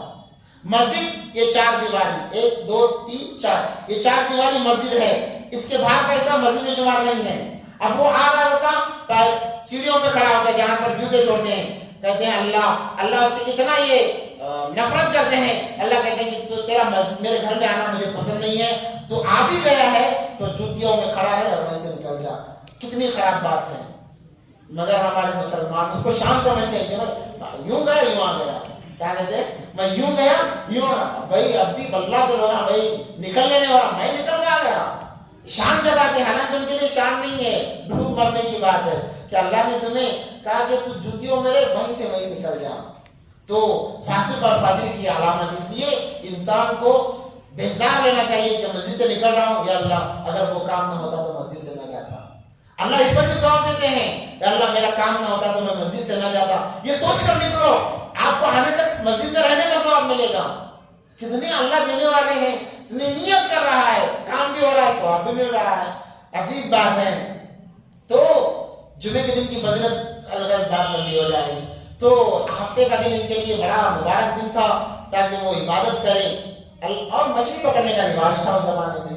आज भी बहुत सारे जगहों में है, कहते हैं कि भाई हफ्ते को मच्छी नहीं खाना। कहते भाई कौन बोले, हमारे बड़े पुराने बोले ये अजीब बड़े हैं, अगर मिल जाए तो हमको 2 लगाना पड़ा उनके। वो कौन बड़े मालूम नहीं पड़ता। अल्लाह के बंदे अजीब अजीब बातें सिखा कर चले गए, अजीब अजीब सोच के बाहर है। क्या कुरान वो हदीस चाहकर ऐसे अजीब कौन बड़े रहेगा। वो मिलना अल्लाह मग़फ़िरत फरमाए उनकी, अगर ईमान वाले हैं तो अल्लाह मग़फ़िरत फरमाए उनकी। अजीब किससे भी पूछो हमारे बड़े, किससे भी पूछो हमारे बड़े। भाई कुरान हमारे सामने है, हदीस हमारे सामने है, फिर बड़े के चक्कर में क्यों है। मैं हमेशा कहता हूँ अच्छा तुम्हें अपने बड़ों को, अपनी बड़ों की कदर है, ठीक है। बड़े पहले हमारे गांव तरफ लंबी पहनते थे क्योंकि गुर्बत थी। तो मैं कहता हूँ कि तुम भी लंबी पहनो, तुम्हें बड़ों से इतनी मोहब्बत है ना। वो छोटी लंबी पहनते हैं हमारे तरफ, वो छोटा कपड़ा होता है, सामने का हिस्सा ज़रा छप जाता है, पीछे का आधा छपता आधा वैसे ही रहता है। समझ आ रहा। वैसी उनकी जिंदगी होती थी। मैं कहता हूँ कि अगर तुम्हें अपने बड़ों से इतनी मोहब्बत है तो तुम भी वो पहन कर घूमो। क्यों इतना आलीशान जुब्बा, क्यों इतना आलीशान पैंट पहन कर घूमते हो। और वो एक वक्त का खाना खाते थे, गुर्बत की एक वक्त का खाते थे, झोपड़ी में रहते थे। तुम लाखों रुपए क्यों लगा रहे हो घरों पर, तुम भी झोपड़ी में रहो। तुम्हें बड़ों से इतनी मोहब्बत है। ये मामला नहीं सुनेंगे, ये मामला नहीं होगा, ऐसा नहीं होगा। हाँ दिल का मामला है, हाँ हमारे बड़े हैं, हमारे बड़े हैं। ये अजीब बात है, अजीब मिजाज है। तो आज भी वो बड़े बुढ़िया जो उम्र वाले बुढ़िया रहते हैं, वो कहते हैं कि हफ्ते के दिन मछली। मुझे कई लोगों ने मसला पूछा, हजरत मुफ्ती साहब हफ्ते के दिन मछली नहीं खाना कहते हैं। बोला कौन बोले भाई, तुमने अल्लाह के बंदे नहीं कुरान में है। भाई वो बनी इस्राइल में बसते हैं, कहते हैं बनी इस्राइल क्या, बनी इस्राइल की कौन नहीं, हम तो उम्मत ही है नबी सल्लल्लाहु अलैहि वसल्लम की। तो तुम खाओ, आराम से खाओ, उस दिन ज्यादा लाकर खाओ, उस दिन ज्यादा लाकर खाओ, एक के बजाय 2 किलो खरीद कर खाओ। तो मछली खाना उनके लिए अल्लाह ने कहा कि मछली का शिकार ना करो। तो वो हीरा बनाने लगे, एक्टिंग करने लगे। क्या एक्टिंग करने लगे, कहने लगे कि अच्छी बात है हफ्ते के दिन मछली नहीं पकड़ना। तो क्या करते, हफ्ते के दिन उससे पहले के दिन क्या करते, जाकर तालाब के अतराफ में गड़ा खोद कर रख दिया उन्होंने। और मछलियां भी ऐसे थे, अल्लाह आजमाते कभी कभी। आप देखो नमाज का वक्त हो रहा है, दुकान में गिराक ज्यादा होगी। समझ आ रहा, जब नमाज का वक्त होगा गिराक फुल होगी, आपको ऐसा लगेगा पूरा दिन का एक ही बार कमा लेते हो। हालांकि वो कुछ भी नहीं है, वो शैतान का बहकावा है। यहाँ तक कहते हैं कि शैतान लोगों की शक्लों में आता है ताकि तुम्हें उसमें उलझाए रखे, तुम्हारी फर्ज छूट जाए। एक फर्ज नमाज छूट गई, इंसान सारी जिंदगी की दौलत देकर उसे नहीं पा सकता, सारी जिंदगी की दौलत देकर नहीं पा सकता। तो शैतान कहता है कि जाओ फलां जगह जाओ, फलां जगह, लोगों को भेजता है शैतान नमाज के वक्त में। तो उस वक्त में हफ्ते के दिन मछलियां यूं छलांग लगाती, लोगों के सामने छलांग लगाती, ऊपर ऐसा लगता जैसे मछलियों का कारपेट बिछा दिया गया हो। दूसरे दिन जाकर एक मछली भी नहीं नजर आती थी। तो ये लोग क्या करे, उससे एक दिन पहले गड़े खोद कर रखे कि जब हफ्ते की मछलियां आएंगी तो इसमें आ जाए, हम हफ्ते के दिन नहीं पकड़ेंगे, इतवार को पकड़ लेंगे। अब वो मछलियां हफ्ते के दिन छलांग लगाकर गड़े में गिर जाती और लोग जाकर ढांप देते, इतवार के दिन जाकर लाकर खाते। तो ये अल्लाह के साथ खिलवाड़ हुआ, दीन के साथ खिलवाड़ हुआ। जब अल्लाह ने मना किया तो बिल्कुल मना है। अल्लाह ने किसी चीज से रोका है तो रुक जाना चाहिए। ये हीले बनाने लगे, बहाने बनाने लगे कि हम हफ्ते के दिन नहीं पकड़ेंगे, जुम्मे के दिन पूरा इंतजाम कर दिया, हफ्ते के दिन पूरा शिकार हुई मछली, इतवार के दिन गए लाए खाए। तो ये तरकीबें अपनाई, उसमें 2 कौम बन गए, 3 लोग बन गए। एक तो मछलियां वसा करके खाने वाले, और एक लोग थे रोकने वाले। देखो अल्लाह ने मना किया, ना खाओ ना खाओ, अल्लाह नाराज हो जाएगा, अल्लाह गुस्सा हो जाएगा, रोकने वाले थे। और एक कौम ऐसी थी उसमें कि ना रोकती थी ना खाती थी, और उनके साथ बराबर मामला करती। इसलिए नाफरमान है, आप बोलने की ताकत रखते बोलो, हाथ से रोक सकते रोको। अगर वो फिर अपने नाफरमानी से बात नहीं आ रहा, अपना ताल्लुक काट लो उससे। ये आदाब है। अगर हम फिर भी उसके साथ वैसे ही ताल्लुक रखेंगे तो गोया हम उससे सपोर्ट कर रहे हैं। जो तू काम कर रहा है सही है, करता सपोर्ट कर। और अल्लाह को सपोर्ट करना भी बिल्कुल पसंद नहीं है। तो उनका तो फिर क्या हुआ, बात लोग उनसे बेजार होकर गांव में 2 पार्टीशन हो गए, एक मछली पकड़ने वाले, एक मछली नहीं पकड़ने वाले, और एक पार्टीशन न रोकने वाले न खाने वाले, मगर उनका साथ देने वाले, तुम जो करना है करो। 3 तबके हो गए। तो अल्लाह तबारक व तआला को उनकी चालबाजी इतनी नापसंद हुई ایک مرتبہ سوئے ہوئے تھے، صبح ہوئی تو ان کی آوازیں نہیں ہیں، شور شرابہ نہیں ہے. فرما بردار کہنے لگے بھائی فلاں محلے سے آوازیں نہیں ہے، چلو جا کر دیکھیں گے. جب جا کر دیکھا اللہ تبارک و تعالیٰ نے ان کی صورتوں کو بدل دیا. اللہ نے بعض لوگوں کو بندر بنا دیا. جو نوجوان تھے وہ بندر بن گئے، سارے کے سارے بندر، بچے بھی بندر بن گئے، اور جو بوڑھے تھے وہ خنزیر بن گئے، سور بن گئے. اب ان کی کوئی آواز نہیں. اللہ نے ایسا بنایا کہ جو آ کر دیتا پہچان لیتا کہ فلاں مرد ہے، یہ فلاں عورت ہے، یہ فلاں بچہ ہے جو بندر بنا ہوا ہے، خنزیر بنا ہوا ہے. اللہ نے چہروں کو مسخ کر دیا اور وہ اپنے رشتے داروں کے پاس جا کر روتے تھے. کچھ بول نہیں سکتا. بندر بنا تو کیا بات کرے گا، خنزیر بنا تو کیا بات کرے گا. اللہ جب پکڑنے پر آتے ہیں ایسا پکڑتے ہیں. تو اسی کا تذکرہ ہو رہا ہے.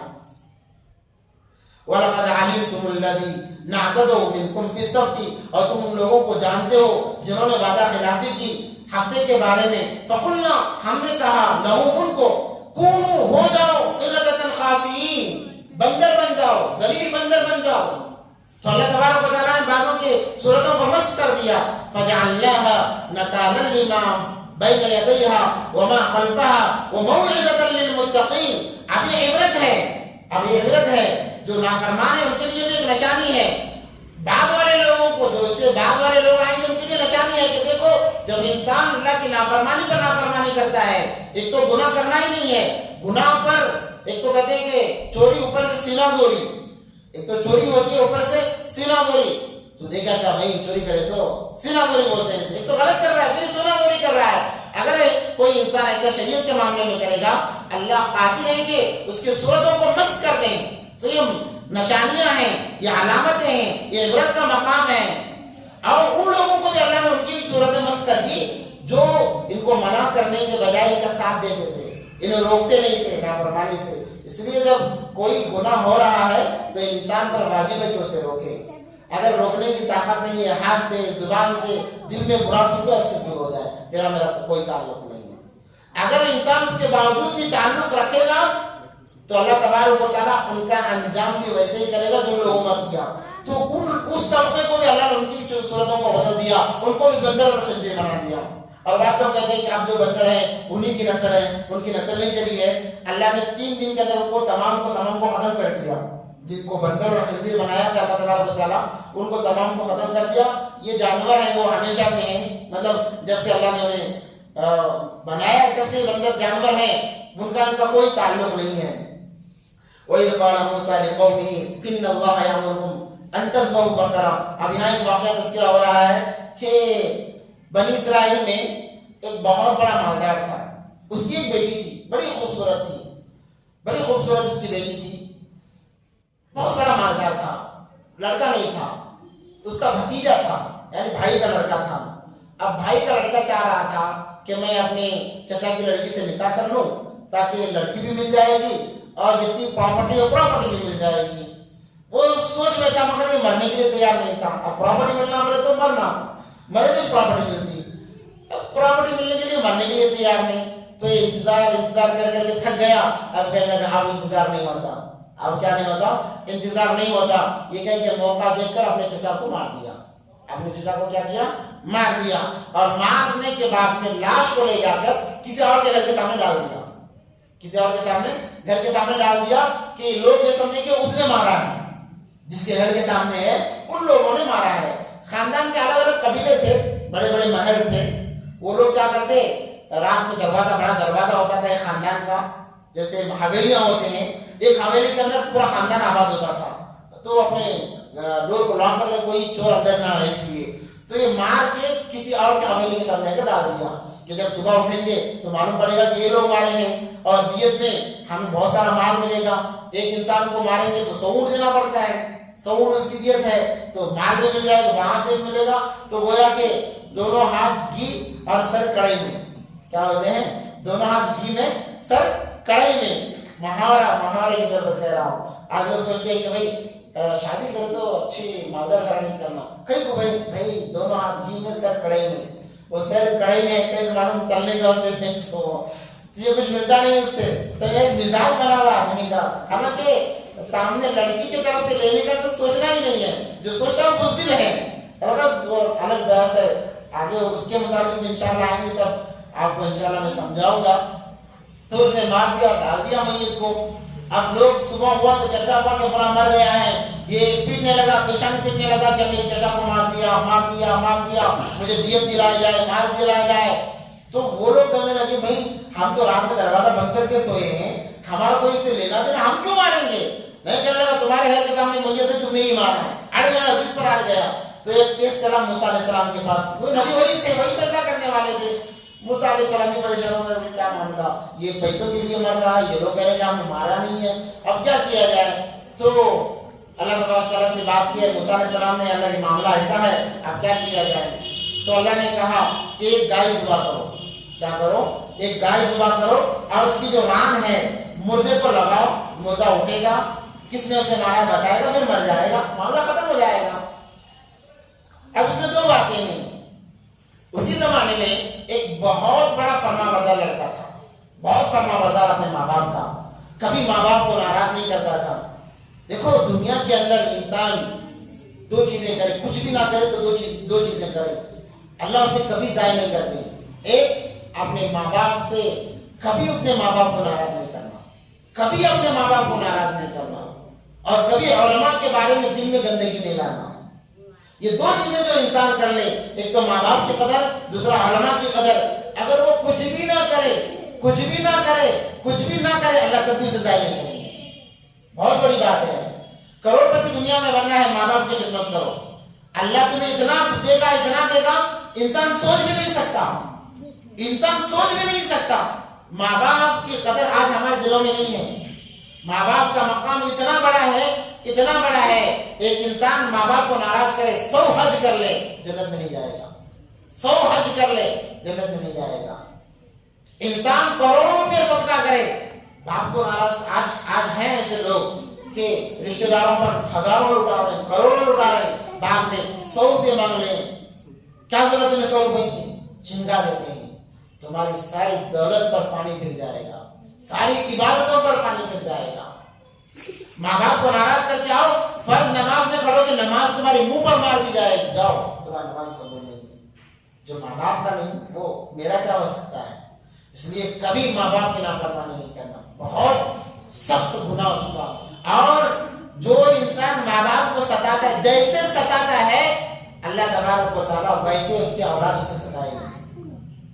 وہ جیسا رویہ اختیار کرتا ہے اس کی اولاد سے تو ویسا ہی رویہ اختیار کرے گی. تجربے کی بات کہہ رہا ہوں, میرا خود بات میں بول رہا ہوں کہ میں ایک مثال ہوں. میں نے دیکھا ہے ایک مرتبہ جب بچپن میں مجھے والد صاحب مرحوم مدرسے داخل کیے تو کم عمر دوسروں کو پھرتا دیکھ کر آزادی کون نہیں چاہتا, ہر کوئی آزادی چاہتا ہے. میں آ گیا مدرسے سے نکل کے آ گیا کہ نہیں پڑھوں گا, اور والد صاحب مدرسے میں پڑھانے کے لیے جانور تھے بیچ دیے تھے, سب کچھ بیچ دیے تھے ہمیں پڑھانے کے لیے, کچھ بھی نہیں رکھے تھے. جب میں ضد پر آ گیا کہ مجھے پڑھنا ہی نہیں, میں چھوڑ دوں گا مدرسہ, چھوڑ دیا مدرسہ. والد صاحب کو بڑا غصہ آیا اور وہ پورے لوگوں کے پاس جا کر بولنے لگے, کیونکہ ہمارے طرف 30-40 گھروں کا ایک گاؤں ہوتا ہے, 30-40 گھروں کا ایک گاؤں. یہاں پر آواز کرو پورے گاؤں کیا ہو جاتی ہے کہ وہاں سے وہ گھر سے آواز آ رہی ہے. تو والد صاحب کیا کرنے لگے, ہر کے پاس جا کر بولنے لگے میں نے اتنا کیا, یہ مدرسہ چھوڑ دیا. تو میں جہاں سے گزرتا لوگ مجھے کہتے کتنا بدقسمت ہے, کتنا بدنصیب ہے, اپنے ابا کو پریشان کر رہا ہے, ابا کو پریشان. مجھے بہت برا لگا. تو اتفاق سے والد صاحب وہاں سے آئے اور آ کر کہے کہ چلو کھانے کے لیے. مجھے غصہ آ گیا اس وقت میں, کم عمر تقریباً 8-9 سال کی عمر کی ہوگی. میں نے ابا کو چھنکایا, جاؤ مجھے معلوم ہے کیا کرنا, مجھے معلوم ہے, جاؤ وہاں سے کے چھنکا دیا ابا کو. تو ابا ناراض ہو کے چلے گئے. الغرض وہ معاملہ ہو گیا, ختم ہو گیا, تمام کے تمام ہو گئے. جب میرا بیٹا میں سے مدرسے میں ڈالا اسے پڑھنے کے لیے, تو وہ کچھ بھی پڑھ نہیں رہا تھا. حضرت بلا کے بولے کہ تمہارا بیٹا پڑھ نہیں رہا. اب حضرت کا بیٹا نہیں پڑھے تو عزت جا رہی لوگوں کے سامنے وہاں پر. تو مجھے غصہ آیا. ایک تو وہاں پر اسے ڈانٹا میں زور سے, اور آنے کے بعد ان کی امی کے سامنے اور دوسرے بھی تھے, کہا کہ دیکھو اتنا ہم اس کے سے کریں, پڑھ نہیں رہا, لوگ وہاں سب لوگ اس کی میری انسان کرے بولنا. تو جیسے ہی میں الفاظ بولا تو ایک دم وہ بنا کہ چلے جاؤ ایسے کام, مجھے معلوم ہے کیا کرنا ہوگا. تو مجھے وہ بات یاد آئی کہ میں نے اپنے ابا کو یہ بات کی کہ میرا بیٹا آج میرے سب کے سامنے یہ بات کہہ رہا ہے. یہ آپ ایک بات زور سے کہو کہ آپ ایسا ہو ہی نہیں سکتا کہ آپ کے اولاد و اولاد آپ کو برا کرنا کہے. یہ جیسا کرو گے ویسا بھرو گی کا معاملہ ہے. کل قیامت کی تو اتنی رسوائی ہوگی. اللہ حفاظت فرمائے. اللہ اپنے والدین کی قدر کرنے کی توفیق عطا فرمائے. تو بڑا فرما بردار لڑکا تھا, بڑا فرما بردار. بعض کہتے ہیں کہ اس کی ماں تھی, بعض کہتے ہیں کہ باپ تھا, اور اگر جو بھی ہو وہ اس کا بڑا فرما بردار تھا. تو اس کے پاس میں وہ لکڑیاں کاٹتا, دن بھر بیچتا اور ماں باپ کی خدمت کیا کرتا تھا. تو ایک انسان ہیرا بیچتے ہوئے آیا اور وہ کہنے لگا کہ مجھے پیسوں کی ضرورت ہے, اتنے پیسے دے دو اور ہیرا لے لو. تو جو یہ لڑکا, جو نوجوان پیسے رکھا ہوا تھا, ایک صندوق میں رکھا ہوا تھا, اس کا ابا یا امی سوئے ہوئے تھے, صندوق کے نیچے چابی تھی. تو وہ کہنے لگا کہ میں خریدوں گا مگر چابی تکیے کے نیچے ہے, ابا یا امی آرام کر رہے ہیں, جب وہ اٹھیں گے میں پیسہ دے کر لے لوں گا. وہ کہنے لگا ارے ہیرا دے رہا ہوں, پیسے دے دو, تم اس کو کروڑوں میں بیچ سکتے ہو. وہ کہنے لگے کروڑوں میرے لیے معنی نہیں رکھتے, میرے ابا اور امی کے نیند کے اندر میں خلل نہیں ڈالنا چاہتا. وہ اٹھ جائیں گے میں لے لوں گا.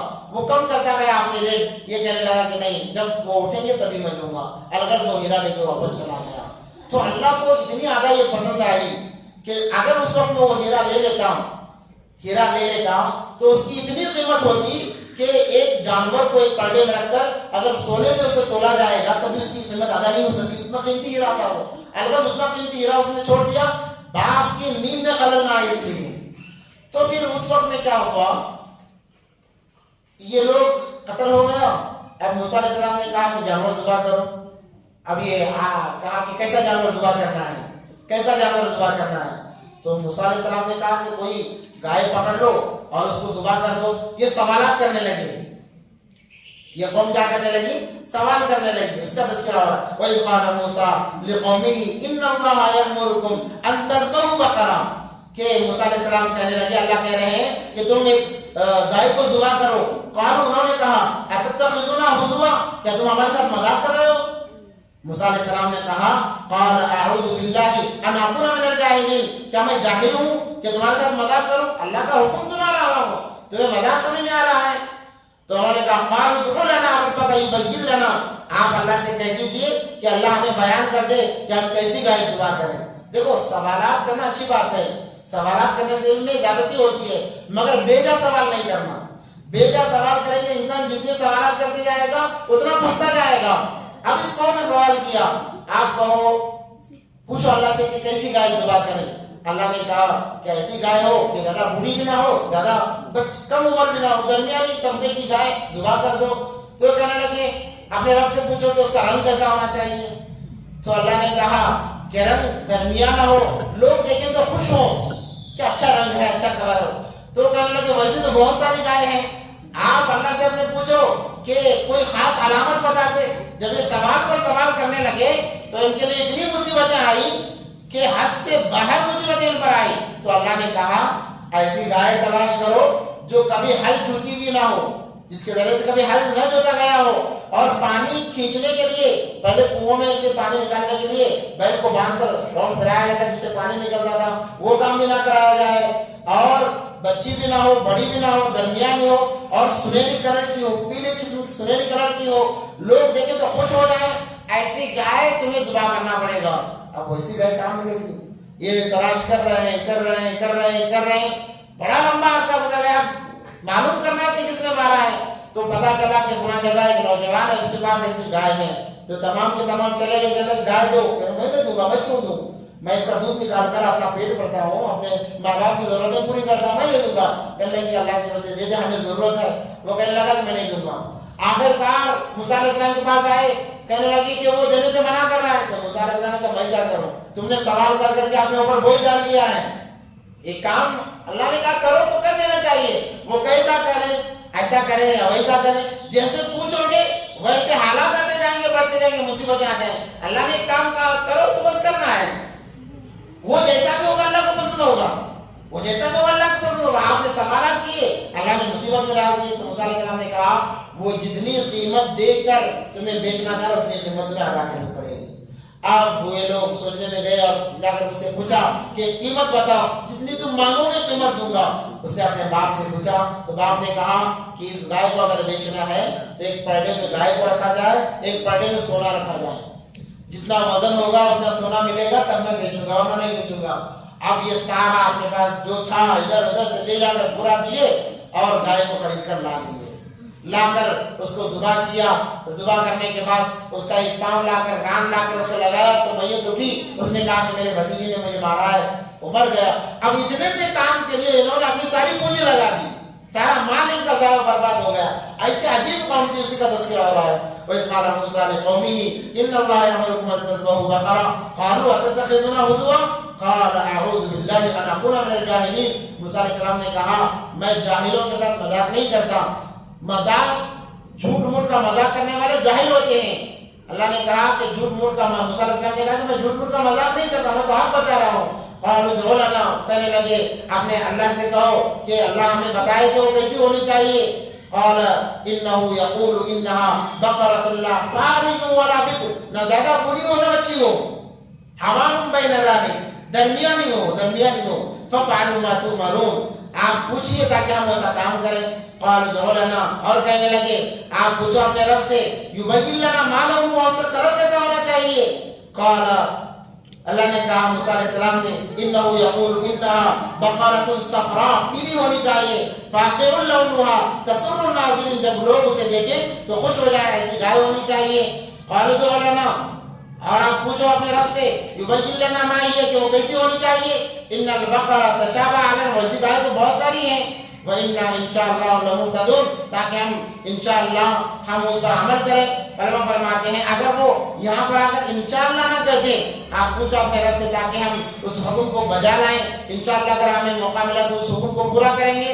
تو انہوں نے انشاءاللہ کہا تب جا کر وہ گائے ملی ہے، اگر وہ انشاءاللہ نہ کہتے تو انہیں گائے نہیں ملتی تھی۔ اس لیے انسان کو جو بھی کام کرنا ہو اپنے الفاظ میں انشاءاللہ کہنا چاہیے کہ وہ انشاءاللہ میں وہ کام کروں گا۔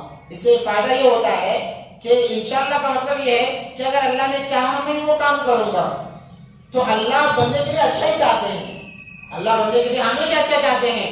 آپ انشاءاللہ کہو گے اللہ آپ کو اس کام کو پورا کرے گا۔ اگر آپ انشاءاللہ نہیں، ایک قوم ہے یاجوج ماجوج کی قوم، اس کا تذکرہ بھی آئے گا سورۃ کہف کے اندر کہ ذوالقرنین ایک بڑی دیوار باندھ کر انہیں قید کیا ہوا ہے، وہ روزانہ آتے ہیں اپنی زبان سے دیوار کو چاٹتے ہیں، بس ذرا سا پردہ رہتا ہے، وہ شام میں کہتے ہیں انشاء ہم کل چاٹیں گے، کیا کہتے ہیں انشاء ہم کل چاٹیں گے، کہ جو واپس چلے پھر وہ دیوار ویسی کی ویسی ہو جاتی ہے۔ قیامت کے قریب اللہ انہیں انشاء اللہ کہنے کی توفیق دیں گے۔ کیا کہیں گے انہیں؟ انشاء اللہ کہنے کی توفیق دیں گے۔ وہ کل قیامت کے قریب وہ کہیں گے انشاءاللہ، باقی کل چاٹیں گے۔ جیسے ہی وہ انشاءاللہ کہیں گے وہ دیوار اپنے اصلی حالت میں باقی رہے گی۔ دوسرے دن آ کے ذرا چاٹا، دیوار کھل گئی، وہ نکلیں گے اور لوگوں کو کچا کھا جائیں گے، سارے کے سارے سمندروں کا پانی پی جائیں گے، جتنے بھی سمندر ہے، 7 سمندر ہیں، اور سارا پانی پی جائیں گے، لوگوں کو کچا کھا جائیں گے، ایک بڑا ہنگامہ ہو جائیں گے وہ قوم۔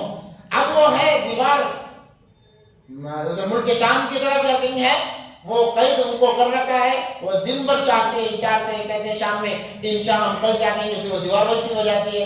مگر قیامت کے قریب انہیں انشاءاللہ کی توفیق ہوگی۔ اس انسان کو چاہیے کہ ہر کام میں انشاءاللہ شامل کرے۔ انشاءاللہ شامل کرنے سے اللہ کی مدد بھی ہوتی ہے، آپ کا کام بھی ہوتا ہے۔ تو ایک لطیفہ بھی ذہن میں آ گیا کہ ایک آدمی تھا، وہ گدھا بیچنے کے لیے جا رہا، گدھا خریدنے کے لیے یا بیچنے کے لیے جا رہا تھا، خریدنے کے لیے شاید جا رہا تھا۔ تو لوگوں نے پوچھا کہ بھائی کہاں جا رہا ہے؟ اس نے کہا کہ میں جا کر، میرے پاس پیسہ ہے، میں گدھا خریدوں گا۔ لوگوں نے کہا کہ بھائی انشاءاللہ کہو تاکہ تمہارے میرے ساتھ میں کچھ معاملہ ہو جائے، اچھا معاملہ ہو کر لگا۔ ارے میں انشاءاللہ کیوں کہوں، پیسہ میرا ہے، میرے پاس ہے، میں جا رہا ہوں، میں خرید کر لاؤں گا، میں انشاءاللہ کیوں کہوں۔ وہ گیا، جا کر دیکھا گھوڑا، ایک گدھا پسند آیا، چکر وغیرہ لگایا، گھوڑا پسند آیا۔ اب یہ اترا، اس کی قیمت دینے کے لیے جیسے ہی ہاتھ ڈالا جیب کٹ گیا، جیب میں پیسے رکھے ہوئے تھے، جیب کٹ گیا۔ اب یہ پریشان ہو گیا، جیب بھی نہیں ہے، پیسے نہیں ہے، جیب بھی نہیں ہے، پریشان ہو گیا کیا کیا جائے۔ وہ دینے کے لیے تھے، پیسے کے بعد وہ کیسے دے گا گدھا؟ کہا کہ جاؤ تماشا نہ کرو، جاؤ، اس کو بھگا دیا وہاں سے۔ اب یہ مایوس ہو کر آ رہا تھا، راستے میں وہی ملا کہ بھائی تمہارا گدھا کہاں ہے؟ تو کہنے لگا کیا بتاؤں، انشاءاللہ میں پیسے لیا، انشاءاللہ بازار گیا، انشاءاللہ گدھا دیکھا، انشاءاللہ چکر بھی لگایا، انشاءاللہ جب پیسے دینے کا معاملہ ہے جیب ہی نہیں ہے، تو انشاءاللہ واپس جا رہا ہوں۔ جب صحیح جگہ انشاءاللہ نہیں لگاؤ گے تو ہر جگہ لگانا پڑے گا۔ جب صحیح جگہ انشاءاللہ نہیں لگائے گا تو اللہ ایسا کریں گے کہ ہر جگہ انشاءاللہ لگائے گا۔ اب وہ کہہ رہا ہے کہ ہر جگہ انشاءاللہ لگا رہا ہے، انشاءاللہ میرا کسی نے جیب ہی مار لیا، انشاءاللہ اب میں خالی جا رہا ہوں۔ تو انسان کو چاہیے کہ ہر موقع پر جو بھی ہو، کل نماز پڑھو گے انشاءاللہ آؤں گا، کل کام پہ جاؤ گے انشاءاللہ جاؤں گا، کھانا کھاؤ گے انشاءاللہ کھاؤں گا، کیونکہ اللہ چاہیں گے تبھی تو وہ کام ہوگا۔ اگر اللہ چاہیں گے تبھی میں نماز پڑھ سکوں گا، اللہ چاہیں گے تبھی میں کام کر سکوں گا۔ اس لیے ہر کام میں انشاءاللہ ہونا چاہیے۔ جب انشاءاللہ ہوگا اللہ کی مدد بھی ہوگی اور انشاءاللہ وہ کام بھی مکمل ہوگا۔ ہمارے لوگوں میں ایک مزاج ہے کہ انشاءاللہ، اور جب اچھی چیز دیکھتے ہیں ماشاءاللہ کہنے کی عادت نہیں ہے، عادت بنانی چاہیے۔ ماشاءاللہ کے ذریعے سے اس چیز کی حفاظت ہوگی۔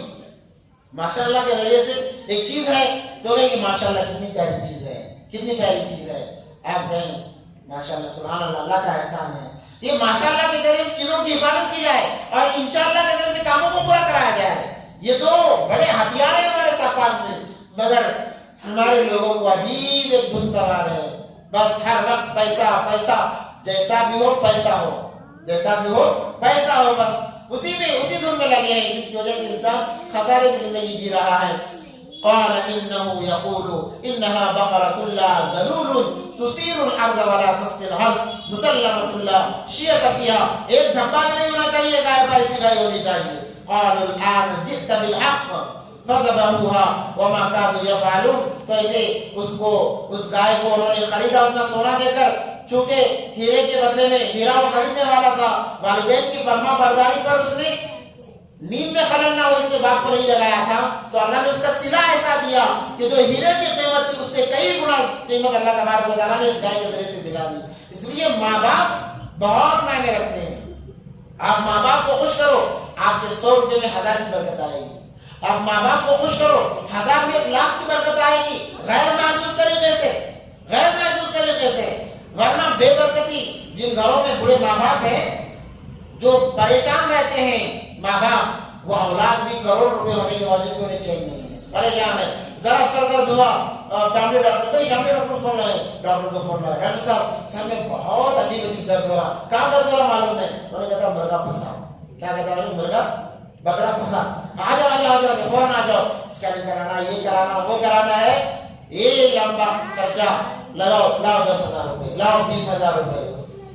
اور ایک معمولی بندہ ہے، ماں باپ کا فرما بردار ہے، سر میں درد ہوا، نہیں جاؤ گے 2 روپے کی ٹیبلٹ لا لو گے، گیا ٹیبلٹ رکھا، اچھا ہو گیا، تو کتنے بچے 10-20 ہزار بن گئے اس کے، 10-20 ہزار اس سے زیادہ بن گئے۔ اب یہ بندہ، اس کا دماغ نہیں جاتا، یہ اللہ کی طرف سے ہے، وہاں تجھے پریشان کیا ہے کہ یہاں پر پریشانی کھیلے گا، ذرا سی بات پر لاکھوں روپے اڑ جائیں گے۔ ایک بندہ کروڑوں روپے ہے، ذرا سا پیٹ میں درد ہوا، علاج کرانے کے لیے کروڑوں روپے، لاکھوں روپے لٹا رہا ہے، ڈاکٹروں کو معلوم نہیں پڑا کہ بیماری کیا ہے، ڈاکٹروں کو معلوم، آج کے ڈاکٹر تو اللہ حفاظت فرمائے، بس بات ختم کر رہا ہوں، آج کے ڈاکٹر تو اللہ حفاظت فرمائے۔ لوگ ماں باپ بچوں کو بولتے ہیں کہ جو ڈاکٹر بننا، کیوں؟ پیسہ کمانے کے لیے۔ کیوں ڈاکٹر بننا ہے؟ پیسہ کمانے کے لیے۔ انجینئر بننا ہے، کیوں؟ پیسہ کمانے کے لیے۔ اس لیے آج کے ڈاکٹر کے ہاتھوں میں وقت تاثیر نہیں ہے، کیوں؟ ڈاکٹر بنا ہی پیسہ کمانے کے لیے ہے۔ اب پوسٹ کے لیے 1 کروڑ دے رہا ہے، لاکھوں دے رہا ہے، تو جیسے سیٹ پر بیٹھے گا سب سے پہلے سوچے گا کہ 1 کروڑ میں کیسے وصول کروں، جو دیا ہوں وہ کیسے وصول کروں۔ جب وہ وصول کرنے کے لیے بیٹھے گا، کوئی مریض آئے گا، اس کے دماغ میں فوراً یہ بات آئے گی کہ گاہک آیا ہے، کیا آیا ہے؟ گاہک آیا ہے، اب اسے لوٹو۔ کیسا لوٹ؟ جیسا ملے گا اسے لوٹے گا۔ وہ 2 روپے کی ٹیبلٹ میں بندہ اچھا ہو سکتا ہے، اسے 1000 کا خرچہ لگائے گا اور یہ سوچے گا کہ میں اچھا کما رہا ہوں، اس کے زندگی میں چین سکون بالکل ختم ہو جائے گا، تو اس کے ہاتھ میں کہاں سے شفا ہوگی؟ آج ڈاکٹر اس لیے اپنے بچوں کو جب پڑھاؤ تو خدمت کے غرض سے پڑھاؤ۔ پیسہ تو ہاتھوں کا میل ہے، پیسہ کیا ہے بولو؟ ہاتھوں کا میل۔ ایک آدمی رات میں کروڑ پتی ہے، صبح ہوتے تو روڑ پتی بن جاتا ہے، غیر محسوس طریقے سے۔ اس لیے ہاتھوں کا میل کسی کے پاس ہمیشہ نہیں رہتا ہے، کب؟ جب موقع ملے نکل جائے گا۔ مگر ڈاکٹر عجیب ہے کہ 2 روپے کا جہاں ٹیبلٹ دے کر اس کو اچھا کیا جا سکتا ہے، وہاں لاکھوں روپے لوٹ لیتے ہیں اور اپنے آپ کو ہوشیار سمجھتے ہیں، اور وہی لوٹتے ہیں، وہی لوٹتے بھی ہیں۔ لوٹنا الگ ہے، لوٹنا الگ ہے۔ ڈاکٹر لوٹنے والے ہیں، لوٹنے والے ماں باپ کی نافرمانی کرتے ہیں۔ اب ماں باپ کو یہاں پر پریشان کر رہے ہیں تو اللہ ہر مہینہ 10,000 کی ٹیبلٹ کھا رہا ہے، 20,000 کی ٹیبلٹ، کچھ بھی بیماری نہیں ہے۔ اگر 5 وقت کی نماز سے ہی اللہ سے پڑھنے کا بیماریاں ختم ہو جائیں گے۔ مگر اللہ نے لگا دیے ہیں، تمہارا پیسہ کہاں خرچ ہوگا؟ اس لیے ہمارے اکابرین علماء کرام اگر ایک روپیہ بھی ناحق کسی جگہ لگ گیا تو بڑا افسوس کرتے ہیں کیا گناہ ہو گیا کہ میرا 1 روپیہ ناحق لگ گیا، 1 روپیہ میرا چوری ہو گیا، 1 روپیہ مجھے حوالدار کو دینا پڑا، 1 روپیہ مجھے کانسٹیبل کو دینا پڑا، کیا میرے سے کیا گناہ ہو گیا؟ کیونکہ انہیں پتا ہے اس لیے جب ہمارے پیسے پولیسوں کے پیچھے لگ جائے تو ہمیں ڈرنا چاہیے. اس لیے سب سے پہلے سوچیں کہ کیا ہو رہا ہے. اگر ڈاکٹر ہزاروں لاکھوں مانگ رہا ہے تو دیکھیں والدین ناراض تو نہیں ہیں، جا کر ان کے پاؤں میں گر جائیں، معاف کر دو، آپ ہمارے لیے دعا کرو، انہیں خوش کرنے کا سامان نہیں آ کریں. آپ کے لاکھوں بس 1000 میں آپ کا کام ہو جائے گا، آپ کے لاکھوں بچ جائیں گے. پریشانی وہیں سے ہو رہی ہے، یہاں تم پریشان کرو اللہ تمہیں پریشان کرائے گا، تمہاری اولاد کو پریشان کرائے گا، اولاد کے لیے پریشان ہو رہا ہے. اس لیے اپنے آپ کو اگر خوش رکھنا ہے تو اپنے ماں باپ کو خوش رکھو. ماں باپ خوش رہیں گے، ان کی ایک دعا. آج لوگ علماء سے دعا کراتے ہیں، مولوی صاحب دعا کر دو پریشانی ہے، عامل صاحب ذرا کچھ عمل کر کے دے دو، عامل بھی لوٹ رہا ہے، ہر کوئی لوٹ رہا ہے، مولوی صاحب جمعہ ذرا دعا کر دو. جس دعا کو اللہ رد کرنے پر شرماتے ہیں وہاں جا کر دعا کی درخواست کرو. ایک عالم کی دعا میں اتنی تاثیر نہیں ہے، ایک عالم کی دعا میں جتنی تاثیر نہیں اس سے کہیں زیادہ تمہاری ماں کی دعا میں تاثیر ہے. ماں ہاتھ اٹھا کر کہہ دے اللہ میرے بیٹے کو خوش رکھ، ایک عالم کی دعا سے زیادہ تاثیر اس کے اندر ہے. ہاں علماء سے دعا لینی چاہیے، مگر جو خزانہ ہے، خزانہ کروڑوں چھوڑ کر روپیوں کے پیچھے کیوں پھر رہے ہو؟ کروڑوں چھوڑ کر روپیوں کے پیچھے کیوں پھر رہے ہو؟ کروڑوں ہے تمہارے گھر میں موجود ہیں، جاؤ انہیں خوش کرو، اللہ ہر جگہ تمہارے لیے راستے کھول دے گا. اس لیے ماں باپ کا بہت مقام ہے. جن کے ماں باپ نہیں ہیں کئی غلطیاں تو ہو جاتی ہیں، اس لیے نبی پاک صلی اللہ علیہ وسلم نے کہا جمعے کی نماز کے بعد جاؤ قبرستان پر احسان ثواب کرو. جانا سنت ہے، جا کر آؤ گے اللہ حج اور عمرے کا ثواب دے گا. ایک انسان صبح کی نماز کے بعد میں جا کو ماں باپ کو دیکھ کر مسکرا لے، حج اور عمرے کا ثواب مل رہا ہے.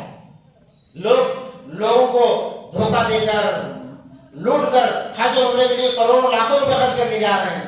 ارے جاؤ، جا کر ماں کو دیکھ کر ذرا مسکرا لو. حج اور عمرے کا مقبول حج، پھر وہ وہاں جا رہے ہیں وہ حج قبول ہو رہا نہیں ہو رہا پتہ نہیں ہے، مگر جاؤ جا کر ماں کو دیکھ کر مسکراؤ. مقبول حج جسے اللہ قبول ہی کریں گے اتنا ثواب ملے گا. باپ کو دیکھ کر مسکراؤ، مقبول حج جو قبول ہی ہوتا رہے گا اللہ اتنا ثواب دے رہے ہیں. الجنت تحت اقدام الامہات، پیارے نبی صلی اللہ علیہ وسلم کی حدیث ہے جنتوں کو تم یہاں وہاں تلاش کرو، تمہاری جنت تمہاری ماں کے قدموں تلے ہے. جاؤ.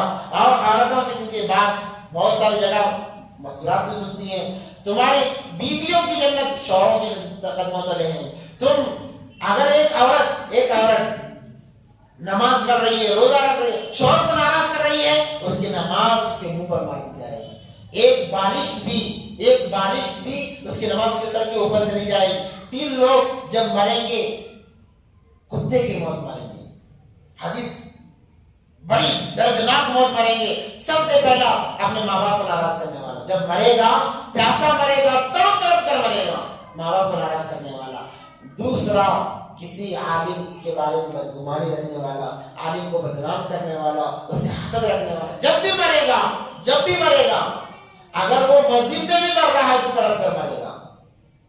تیسری وہ عورت جو اپنے شوہر کو ناخوش کرتی ہے، ناراض کرتی ہے، اپنے شوہر کو تنگ کرتی ہے، جب بھی یہ چاہے جتنی نمازی رہے، اللہ والی رہے، جب بھی مرے گی تڑپ کر مرے گی. اس لیے عورتوں کی جو جنت ہے شوہر کے قدموں تلے ہے. اگر ایک عورت شوہر کو ناراض کر کے ساری رات نماز پڑھتی رہے، اس کی نماز کو مان دی جائے گی. اللہ کہیں کہ جا جو تیرا اصل ہے اسے پہلے خوش کر کے بعد میں مجھے خوش کر دینا. پہلے اسی کو تو خوش نہیں کرتے مجھے کیا خوش کرے گی؟ اس کی نماز قبول نہیں ہے، کوئی نماز قبول نہیں ہے. اور اگر کوئی مرد اپنے عورت کو اپنی ضرورت کے لیے بلائے اور وہ عورت نہ آئے تو ساری رات فرشتے اس پر لعنت برساتے ہیں. اللہ کے نبی کی لعنت، اللہ کی لعنت، فرشتوں کی لعنت. بعض تو کہتے ہیں اگر اسی رات میں موت آ جائے گی تو نجات ملنا مشکل ہے. اس لیے خدا ان چیزوں کو، ان باتوں کو اپنے ذہن میں رکھے تاکہ ہم کامیاب ہو جائیں. دنیا آمد آگا ہے، آنے جانے کی جگہ ہے، آج آیا کل چلا جائے گا. دنیا کا کوئی بھروسہ نہیں ہے. اصل جو ہماری زندگی آخرت کی زندگی ہے. اللہ سے دعا ہے کہ اللہ تمام کو ان باتوں پر عمل کی توفیق عطا فرمائے. اللہ کا شکریہ. اللہ